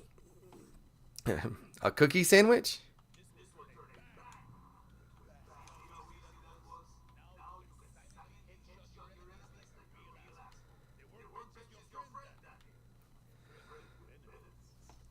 Oh, a friend with benefits. That's great. When we went to was E3, it was 2012 or 2013. There is at the Westin Bonaventure where we stayed, which is just down the street from the convention center. They have a Subway there, and so every single day I'd have Subway, and it was amazing. It was really good. Resolver weapons to improve and customize them at the workbench using materials, steal materials from military supply drops, hunt animals to trade. Okay, got you. Yeah, stack them and they become one. And Amy's Donuts. Yep, Amy's Donuts to the car too. 100%.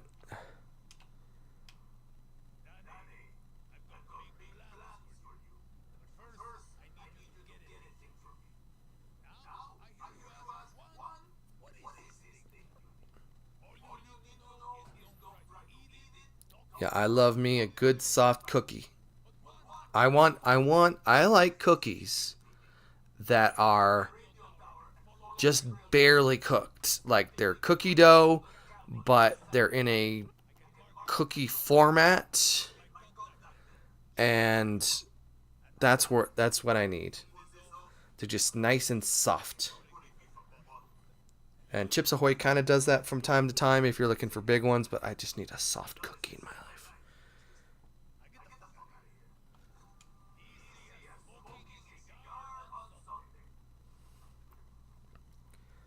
All right.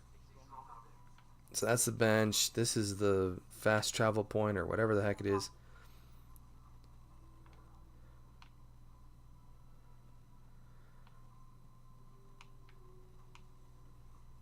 All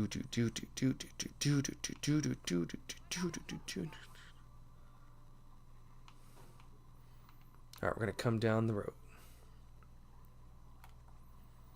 We're gonna run down here.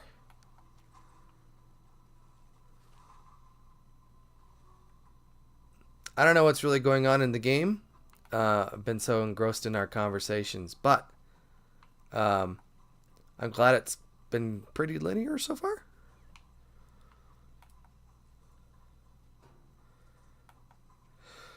That's helped. It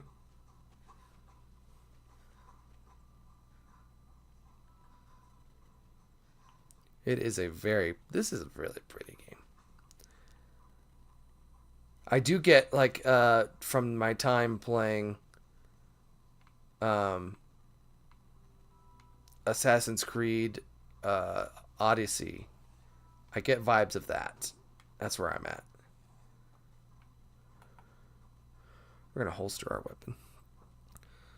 I'm playing my favorite game of all time at the moment, Spelunky. I remember when Patrick used to play that on a regular basis. Um, Back in the day at Giant Bomb. I have not played it, but I have played other games. I need to open up Enter the Gungeon and play that. That has been a hot minute since I've played that. Where am I supposed to be going? Don't I have a car? I thought I had a car or something. I need to get to the radio tower. Oh, yep. Yep, that makes sense. Where? Oh, it's all the way up here. Enter the Gungeon, I put a ton of hours into it. Dead Cells a couple years ago, I put a ton of time into that. Gosh, that was 5 years ago. Roguelites and likes, yeah. I enjoy those. Obviously, Brotato was a good pick. I think you came in right after I'd done my Brotato warm-up for the session. Oh, look, it's some chickens. Mouse! We got some chickens. Come on. Let's get some nuggets. Come on. Oh, is the gator going to eat? Is the gator going to eat the chickens?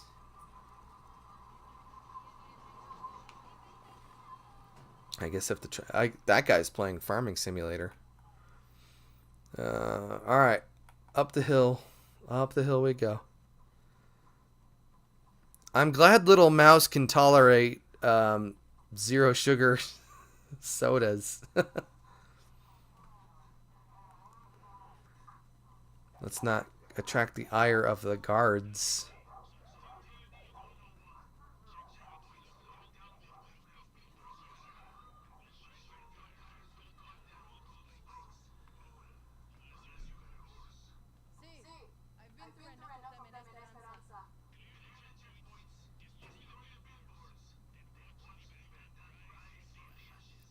I really like the idea of knocking over billboards. Both girls can, just not me. Oh, poor mouse. My little mouse.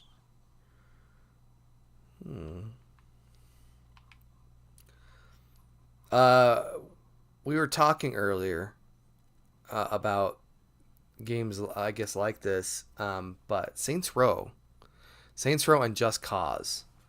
Those games and their territory conquering mechanics. Maybe I'm actually just tired of them. But yeah, I enjoy knocking things over and then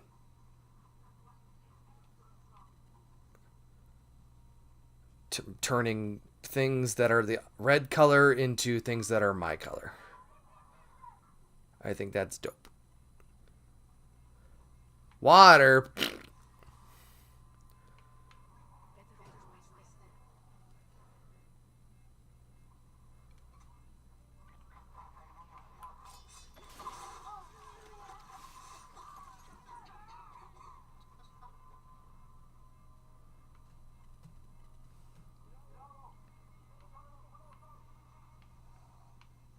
I guess I had a mine? Is that what I did?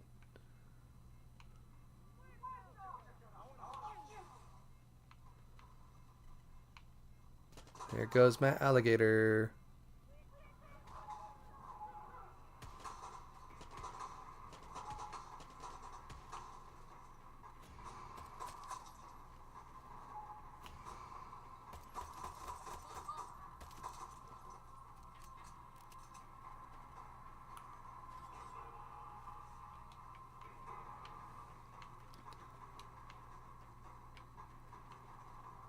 Alright, hang on. So, there's my rifle.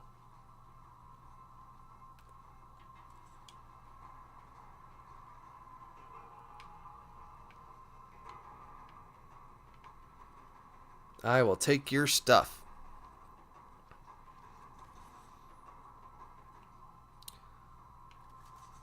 I will take a sniper rifle and sniper rifle ammo.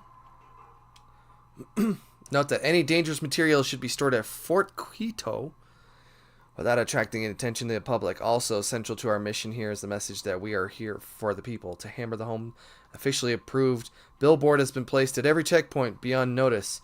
The guerrillas of time, we will not stand for terrorist vandalism. Alright, alright. Well.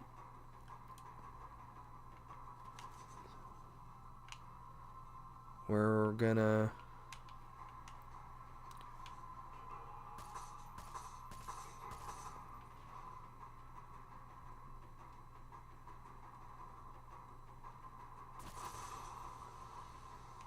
Oh, yeah, I thought that was gonna do that.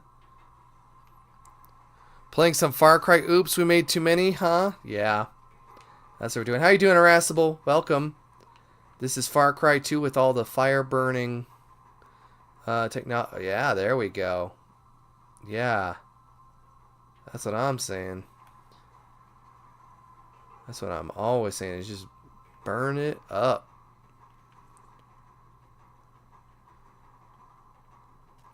I don't know if the alligator is going to come up here.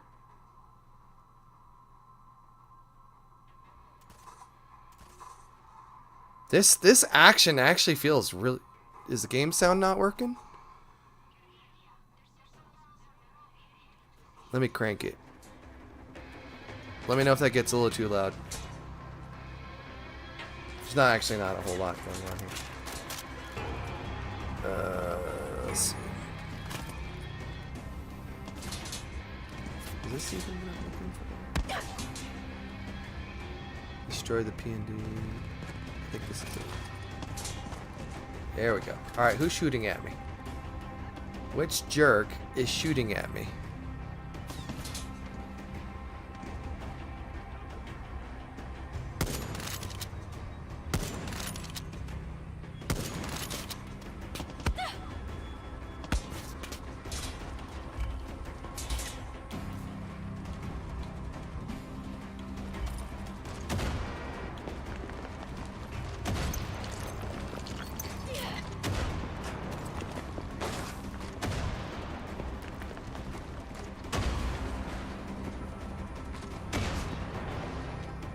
Are they seriously dropping bombs on me? Is this really what's going on right now?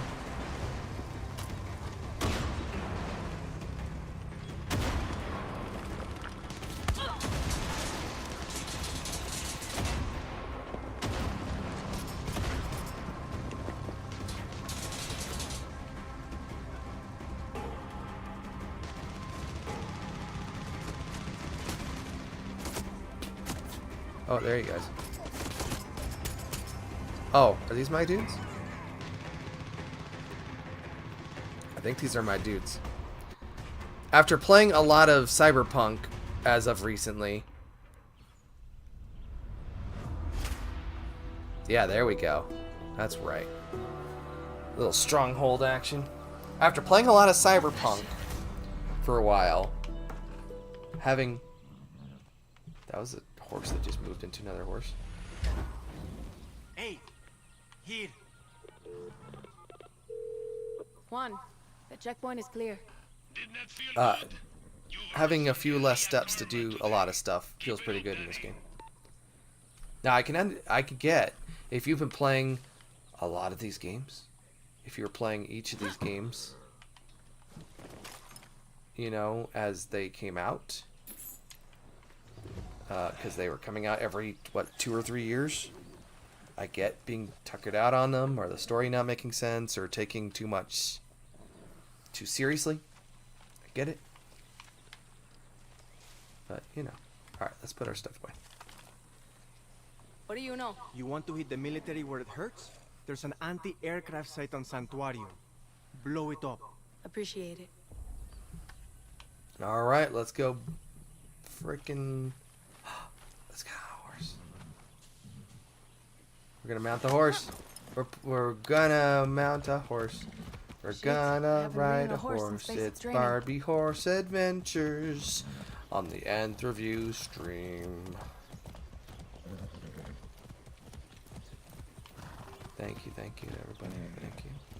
Award-winning musician, composer, songwriter, Nick Raven, Nth Review. His new song, Barbie Horse Adventures. Juan, I found the tower. Don't stop now, Danny. Find the guerrilla path and follow it to my contact. See, I'm on my way. Go!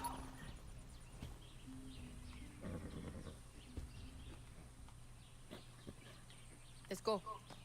Show controls. Dismount horse.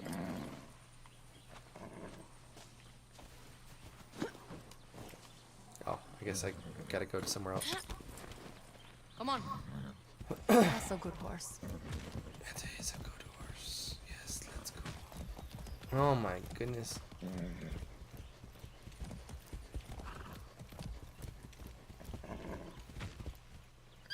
Vamos. I heard a horsey. Alright, I got the horse stuck.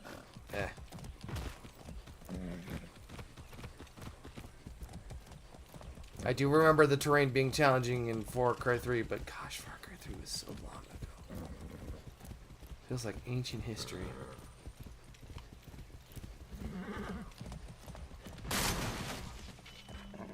Oh. Go. I can just get stuck in the freaking... You're in the right place, Danny. It's cool. My name is Raisa, and I'm going to be helping you steal shit from Castillo today. What? How's everyone else doing tonight? Cheese, you're working on Splunky. My Gator's working on this. Pay attention. My name is Raisa, and I'm going to be helping you steal shit from Castillo today.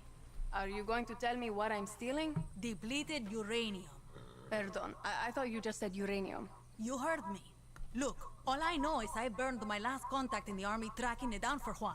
You ex-military? Isn't everybody? Okay. Just show me where it is. First, you take this parachute. Trust me, it can save your life. Now I'll take you to the old Spanish fort. They've got it locked up inside. Was a bad day actually, but I made it better. Aw. Oh. How are you holding up after losing work, man? Conscript. My number came up. What's the so timeline on the my time. Cyberpunk video? I'm thinking it's May. All I wanted to be was a I'm still soldier. working through the game and I'm putting Wear the in uniform, serve quite the a few country. hours. Found out the only kind of So, soldier Castillo wants you know, is a I blind know it's going to be fascist 4 to addicted 6 the weeks death after that So that now you're a the traitor. review Yeah, will be up. and I'm not the So, only one. There's a guard posted And I'm at the playing watchtower ahead. Forbidden West He's until I going to let us 100%. use There it are a to few scout games out like, forts. He can was also it Forza give us Horizon info. 5 or something? It was like, What does he want man, from us? or maybe it was One, 3. I was not like, to man, get I really want to hit possession. level Keep 999, your gun but that holstered takes or a he'll billion open years of fire. investment. 2, a little bribe to these double agents will get us military intel. Right.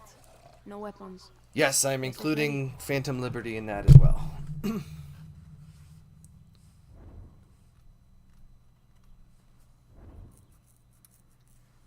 I'm done with everything. I feel wild and free again, holding up fine. Well, that's good.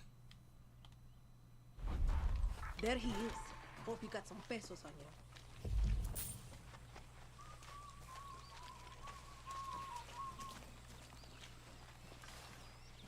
What do you got for me? Okay, check this out. Here's where you can find some weapons around here. Hey, thanks. Sure. Dope. I have been... Oh.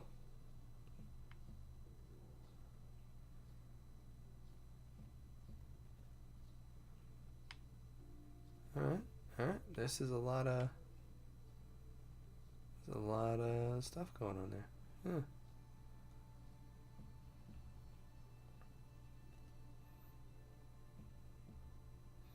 This looks like a dinosaur.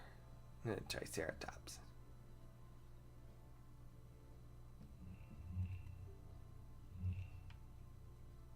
I have been a ways. Wow. That was the checkpoint, and I marched all the way through there. This is where I met my boy. I love Cyberpunk. I was disappointed I couldn't romance everyone. Some are blocked off based on your character. Yes. Yes. That I do Whatever understand. you and Raisa are about to do, I don't want to be around for it. I got an alligator. Everyone's got their price. Not every soldier's a fanatic. Some are just trying to feed their families. Just remember to put the guns away before you approach them.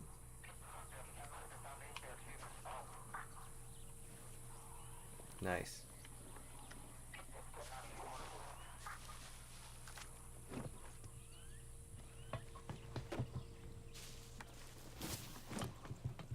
And let's go up here. Wait, did she just skip ahead of me?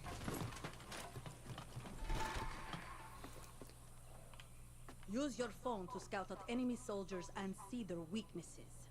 I bet Juan's already giving you his right tool for the right job talk. This is remarking targets. Uh-huh.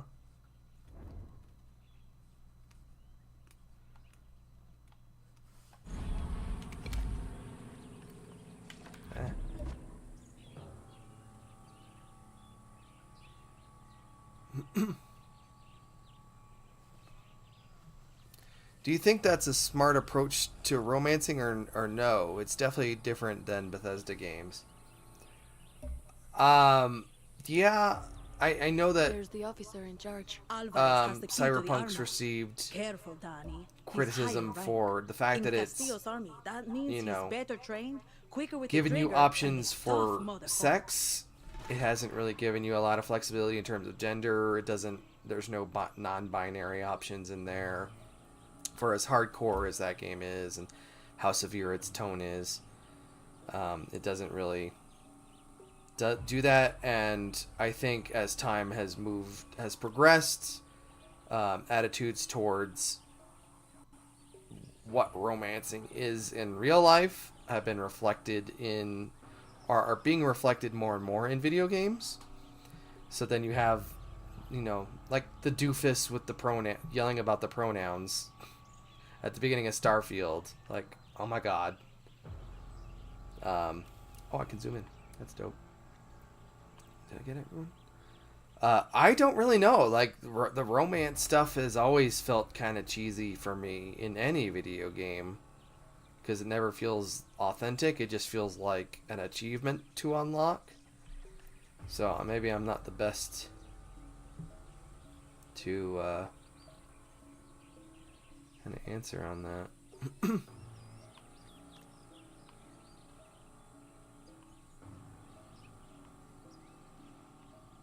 think I got everybody. Did I get everybody?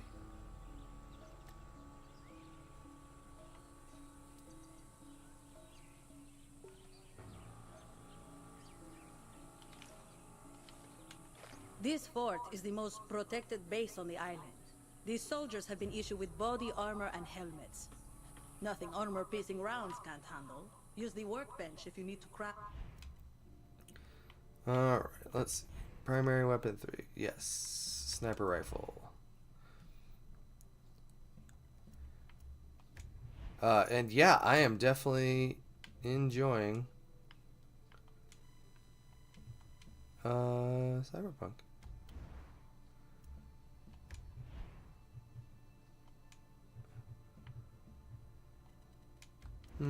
Alright, are we gonna switch to...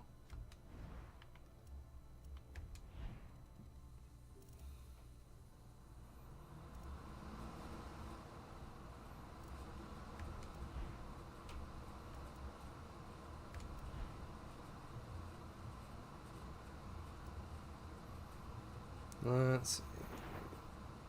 Software targets, steals. Okay.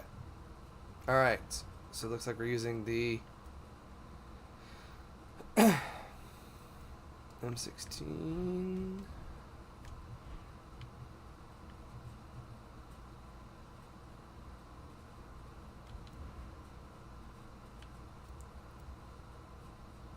The appearance, charms. Do you have charms? Oh, that's pretty cool. Yeah. That's pretty dope.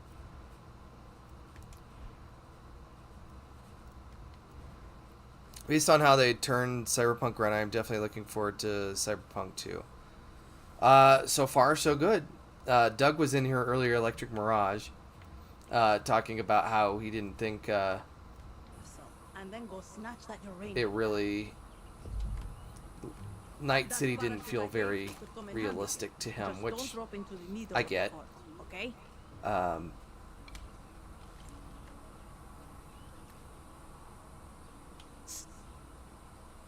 But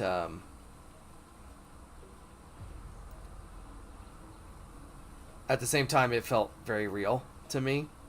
So I really like wandering around Night City. I like how dense it is, how nested it is. I think it's pretty neat. It felt real in the sense that it's like, oh, this is how this thing happens.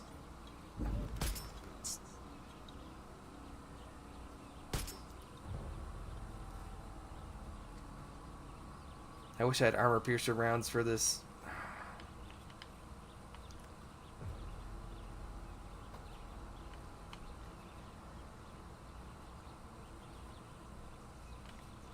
All right. Shit. Sorry.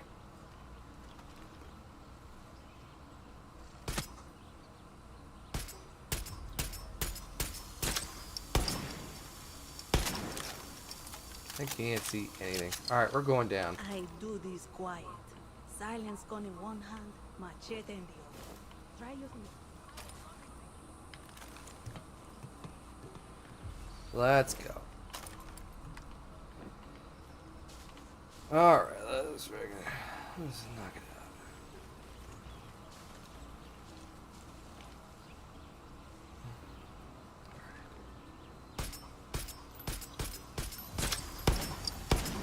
For now.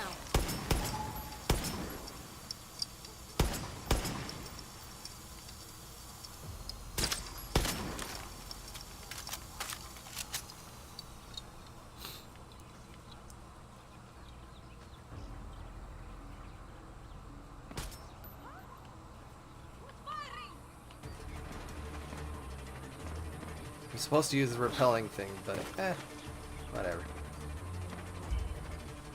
This works. Guapo's down. No. I'm camouflaged.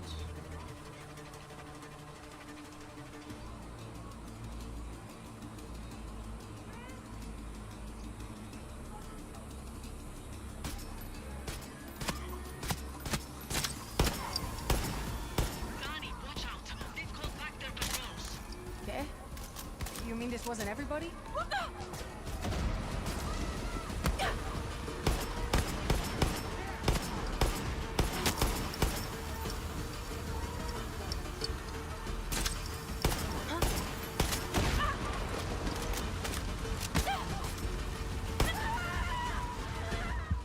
I'm gonna put out the fire and then I'm gonna heal myself.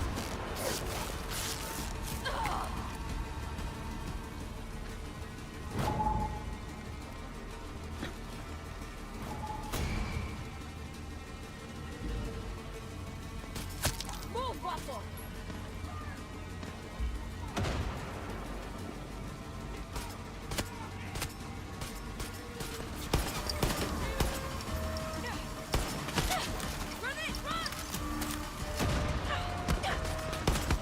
Freaking jerk.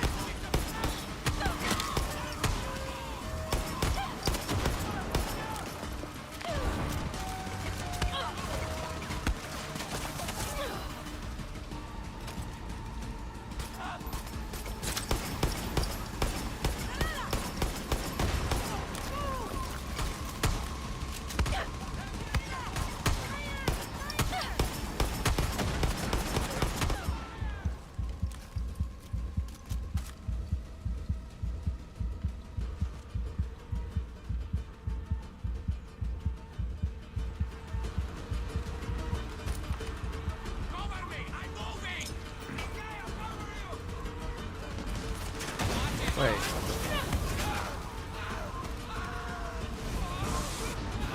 Am I out of ammo? I did not like that at all. Eh. The bad day was I found a 2013 limited edition ICP hat only sold at the Gathering that year. A 5-day event on eBay, still in the packaging. That was my size and I bought it just to have it delivered to the wrong address under someone else's name, so USPS won't do shit about it. So tomorrow I'm walking up and down White and Dale Street, walking every door and checking every mailbox till I find it. Violence isn't always... No, it has to be. It has to be. Well, harassable, that sucks, dude. Sorry, man. Those packages, it's not great. I hope you're able to find it. But I tell you what, when violence is the answer in games here, and in definitely Cyberpunk as well, it works out pretty great. So let's rappel down, and let's actually get into position to actually do shit. There we go.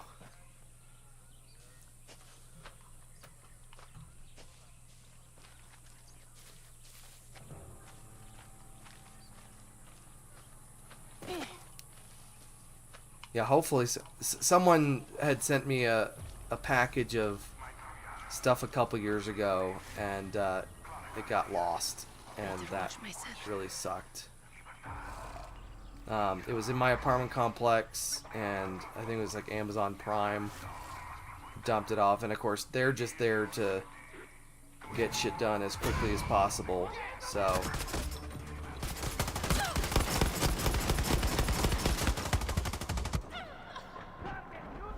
I mean, that was pretty dumb. Ah, that was... Look at... Wow. I'm just stretching my leg out. Oh,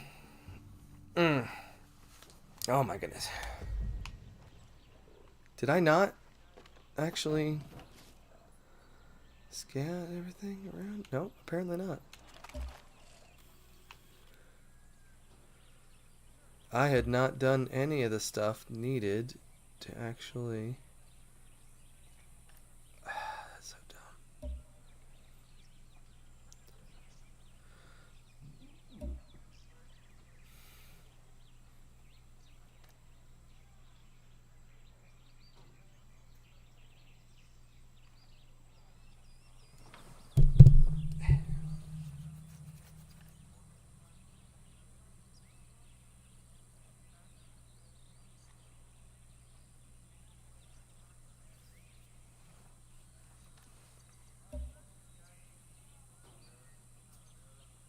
That's the commander.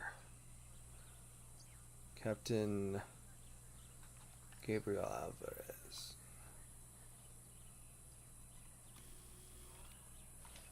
Okay. Alright.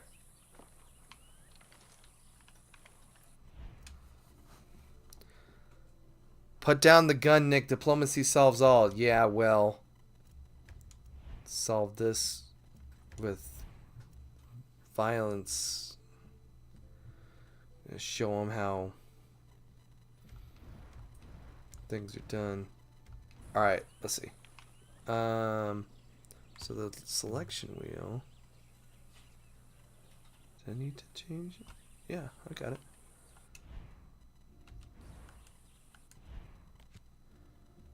That's a map. Do I have a save?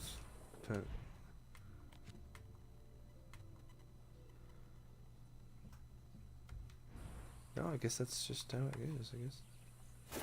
I will definitely collect metal.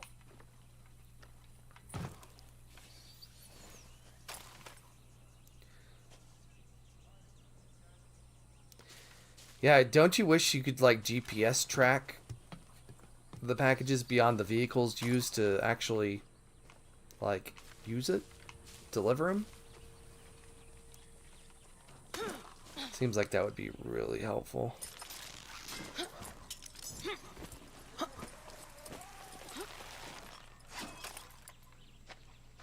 What was your first job? I worked at a greenhouse. My first job was at Best Buy. I remember I was 16 and my dad wanted me to have a job so that I could start doing stuff. And yeah, Best Buy was my dream job because I wanted to work in PC games and do all that. Let's go along the side here. We're going to actually do the stealthy thing this time. And yeah, this sounds pretty good. Seems like a good idea. See how it works out. Bold move, Cotton. Better watch myself here. And yeah, I worked there for it was over 10 years. I worked at Best Buy, my first job for over 10 years, and it was definitely time for me to move on and grow, do things. But I got a lot done, met a lot of people, and did all that stuff. And you know, I did corporate work.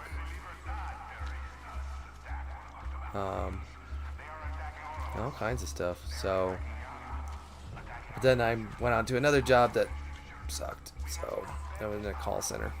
But yeah, that was my first job.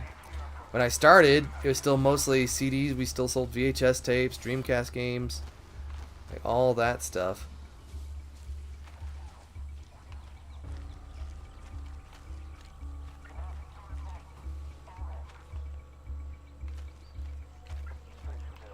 So it has been a long time. It has been 24 years since I entered the workforce. I got promoted from part-time to full-time, but like supervisory positions at retail suck always, and they don't pay, you know, that much better than. You're not gonna let me get up there, are you? Yeah, they're not great.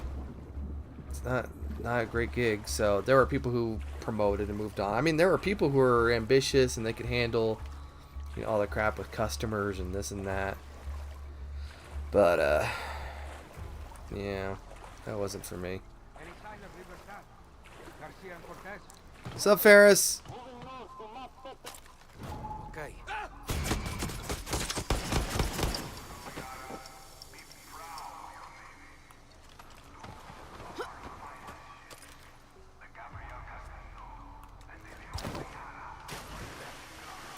Bye, dude. Donnie, watch out. They've called back their patrols. Okay? You mean this wasn't everybody?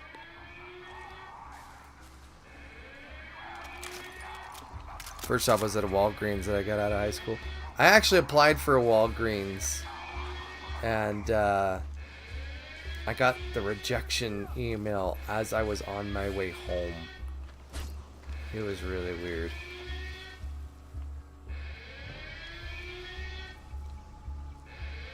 I thought I did a good interview, but I guess I just wasn't good enough. And Yeah, welcome to the stream. We're just streaming. It's Saturday night, chilling and getting our stuff done. Playing our Far Cry.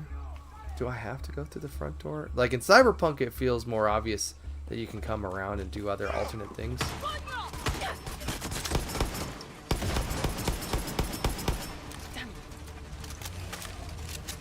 I love the glow. That's pretty dope.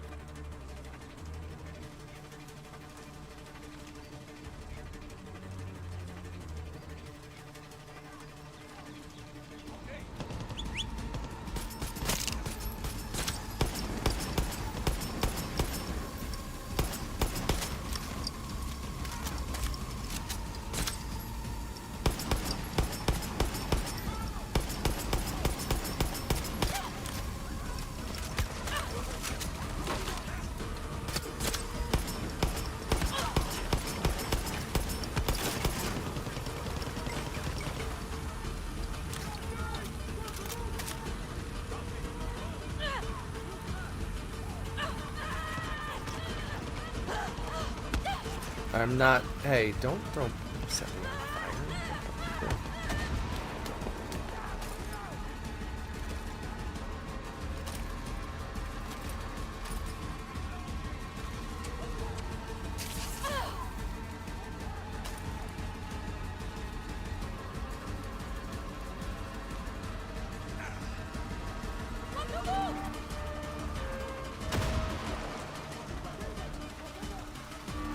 I'm gonna vanish into the vegetation here. Come back. Playing a lot of Helldivers too with my friends. Have you connected with Baldy yet? He was just on. And you know, now that he's playing.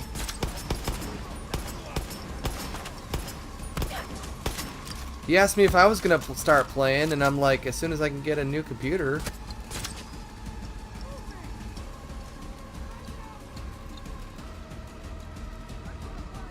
The music's coming down, so that means good.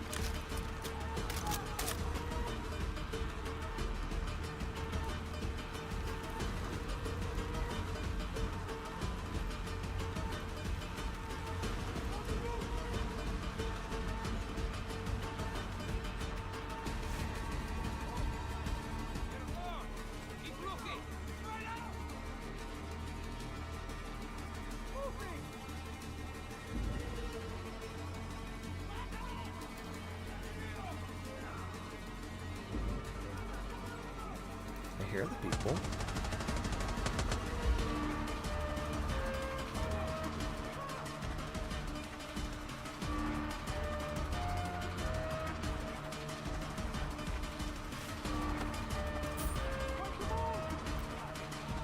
Alright, let's see how we're doing.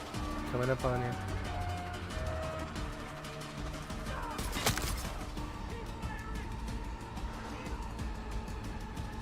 Yep.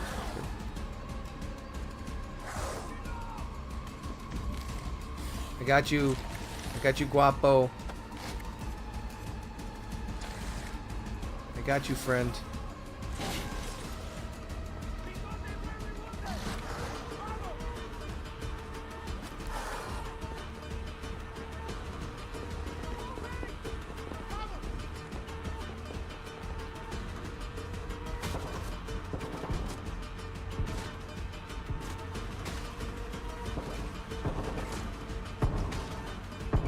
Attack.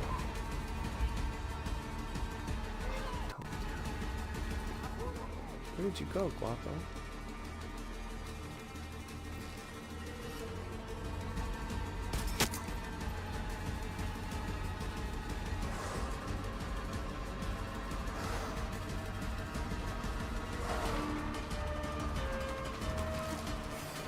Over here. You did add a Baldy as a friend? Excellent.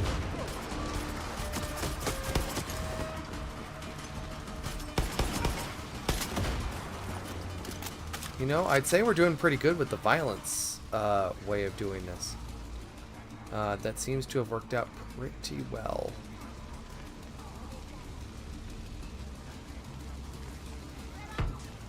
despite these reinforcements showing up. Let's go get some uranium.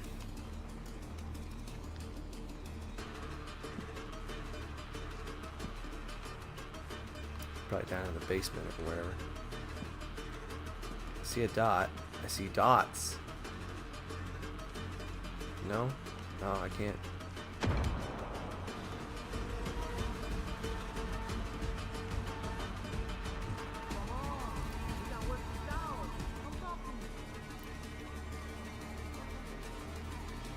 Oh. I guess the sergeant's down over here. There it is, the armory. Oh shit!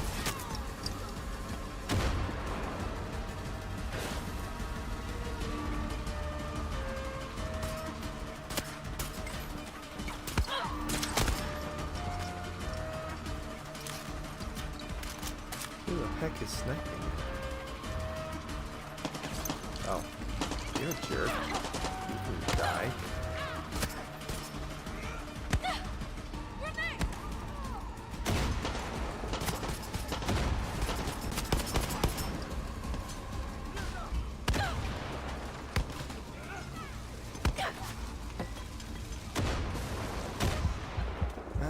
Ah.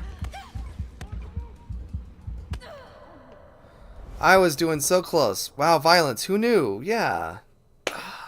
I was doing so good. I was getting it so we're taking over the stronghold. That's what we're gonna do. Are you serious? I'm this far back?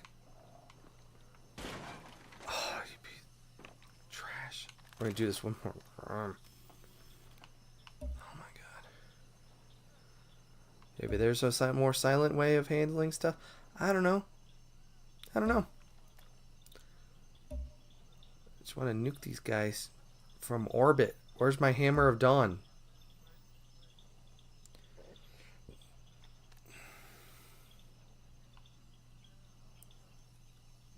Mátalos.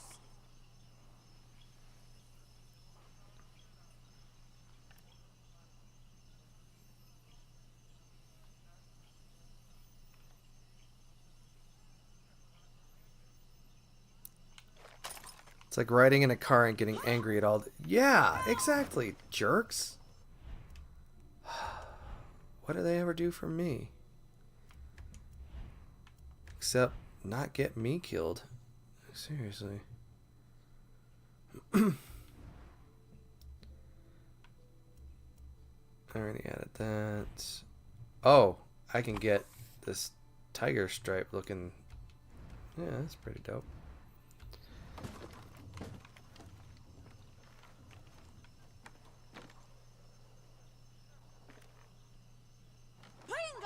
Who's fighting? I can't hit anything from here. Alright, well that's one down. Makes it a little easier. Now to take care of the rest.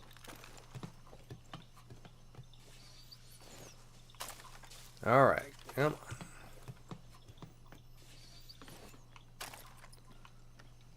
Let's try this. Alright, here comes Guapo. Let's go.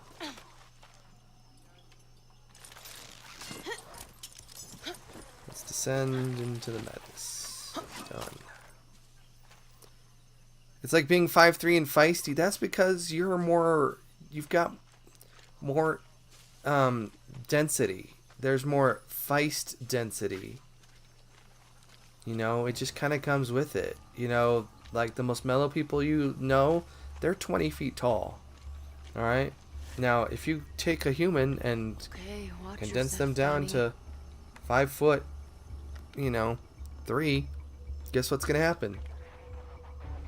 There's going to be more going on there. So, think about that. You know, the more you know. Do. Oh, that's another charm. We're 6'1". Yeah, exactly.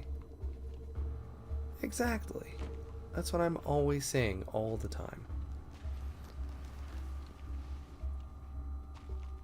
We got a pinup girl here. Octubre. Senora Octubre. Exactly. You know what I'm saying, Mouse. You know what's real.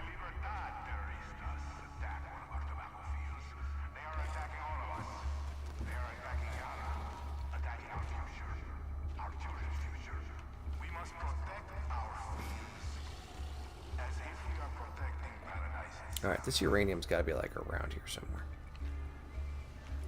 Don't want that way specifically.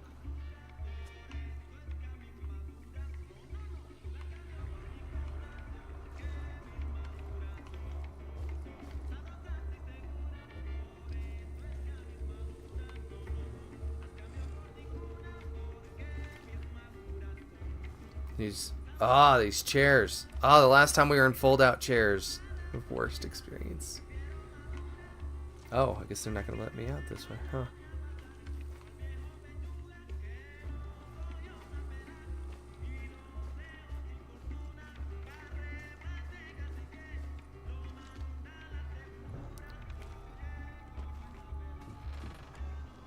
Okay.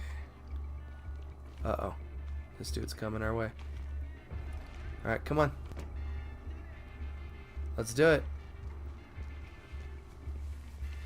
Come on.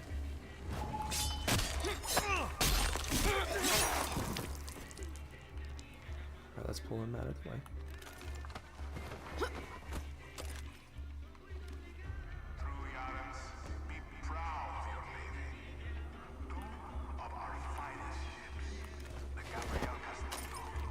Alright, that's the second one down.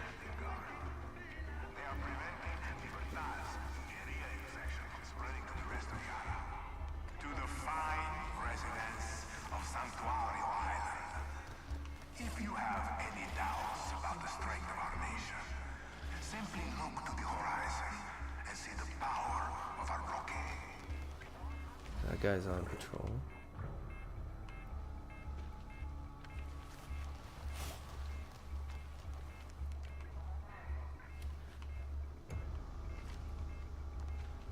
Which guy? This way is. Get over here.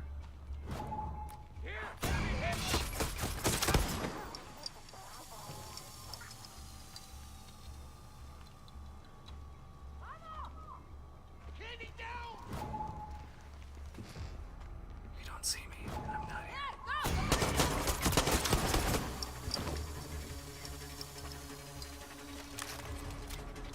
Don't fight for fascists, guys.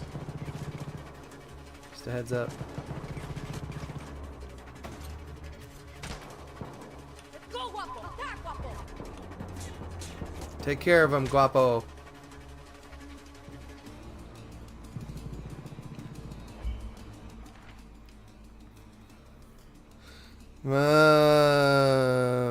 This stuff's falling out. Okay. Okay, yeah.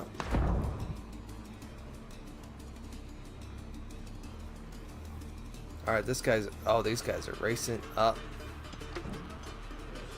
Donnie, watch out. They've called back their patrols. Okay? You mean this wasn't everybody?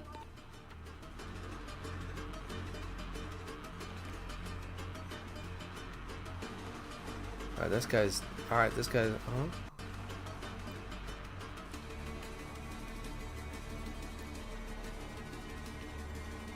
The key.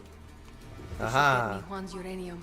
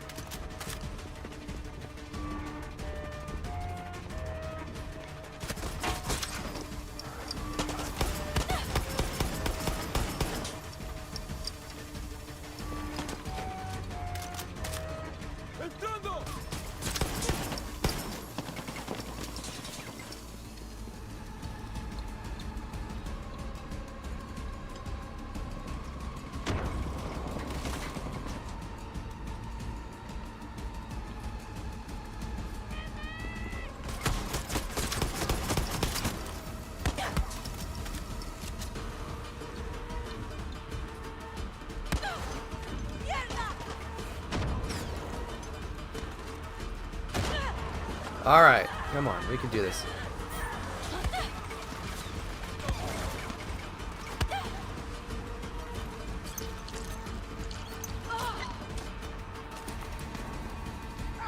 Alright, where's our exit?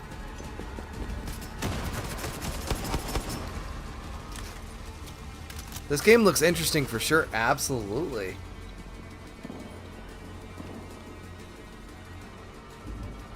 Here.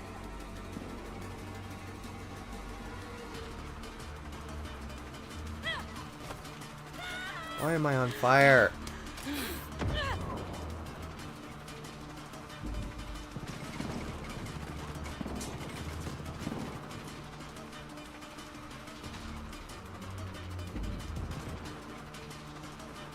Maybe I'll get some gameplay in during spring break. Absolutely. Yeah. Get your time in.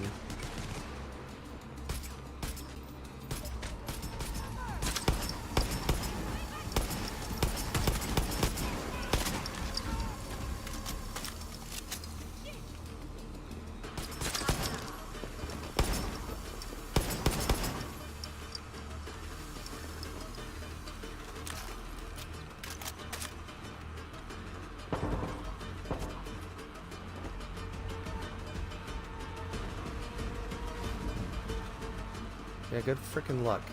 Alright, let's get down into the thing. It's clearly what we're looking for at this point.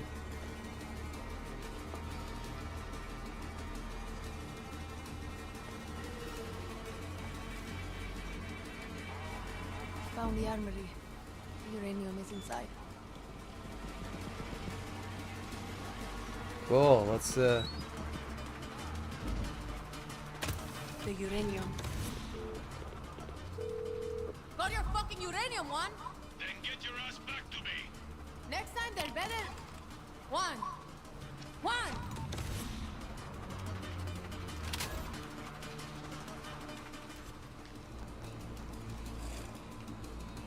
That was pretty good. I went through and conquered that thing. Alright. We're about wrap. We're gonna get back to one and call it a stream. Ah, come on.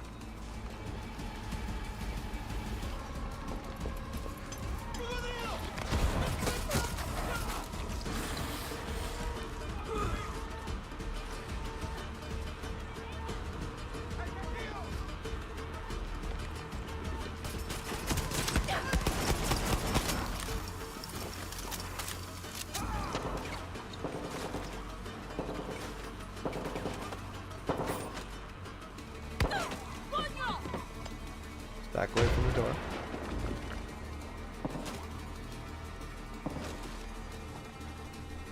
Alright. Let's get the hell out of here.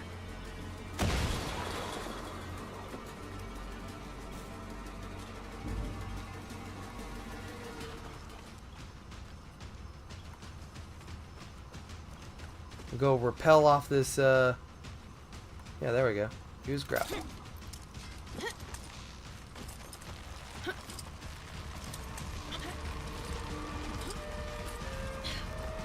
There we go. Alright. We got this.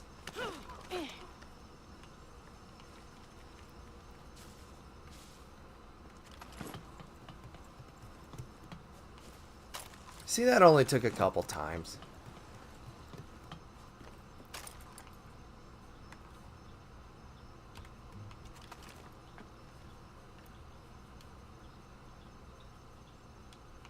Hola, thief.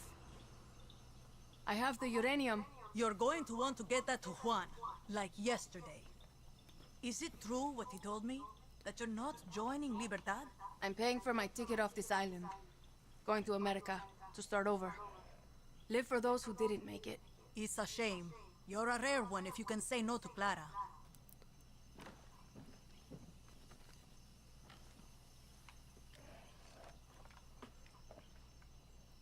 All right, I think this is all we got. Let's bring it back to the thingy.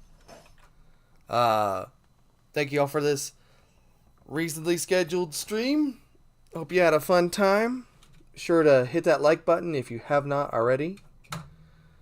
And yeah, we had some fun. That's great. I'll turn this off now. I'm done playing the video games. And if you're experiencing spring break right now, be sure to enjoy it. And yeah, get your gameplay in. Absolutely. Go have your pizza. Go have your this and that. Go have some Reese's. Reese's does sound pretty good. Reese's Pizza, what's going on? I'm assuming it's this side, right? I got a couple. This one's Midsummer Bit Crusher, Midwinter Bit Shifter, as a bracelet. It's an Aesop Rock song from Leisure Force. This is, if I can get it right, Caught a Glimpse, I'm Going After It, after the Tame Impala song. That's just this arm. Oh, yeah. I got my, I can't really see it, but Forest Arcology from SimCity 2000. Yeah. Alright, you guys. I'll see you in the Discord. Hop into Discord. Let's chat in the Discord. How's that sound? You want to come into Discord? I think we can do it. It's dope. It's dope. Let's do it. Alright. I love you guys. Let's get out of here.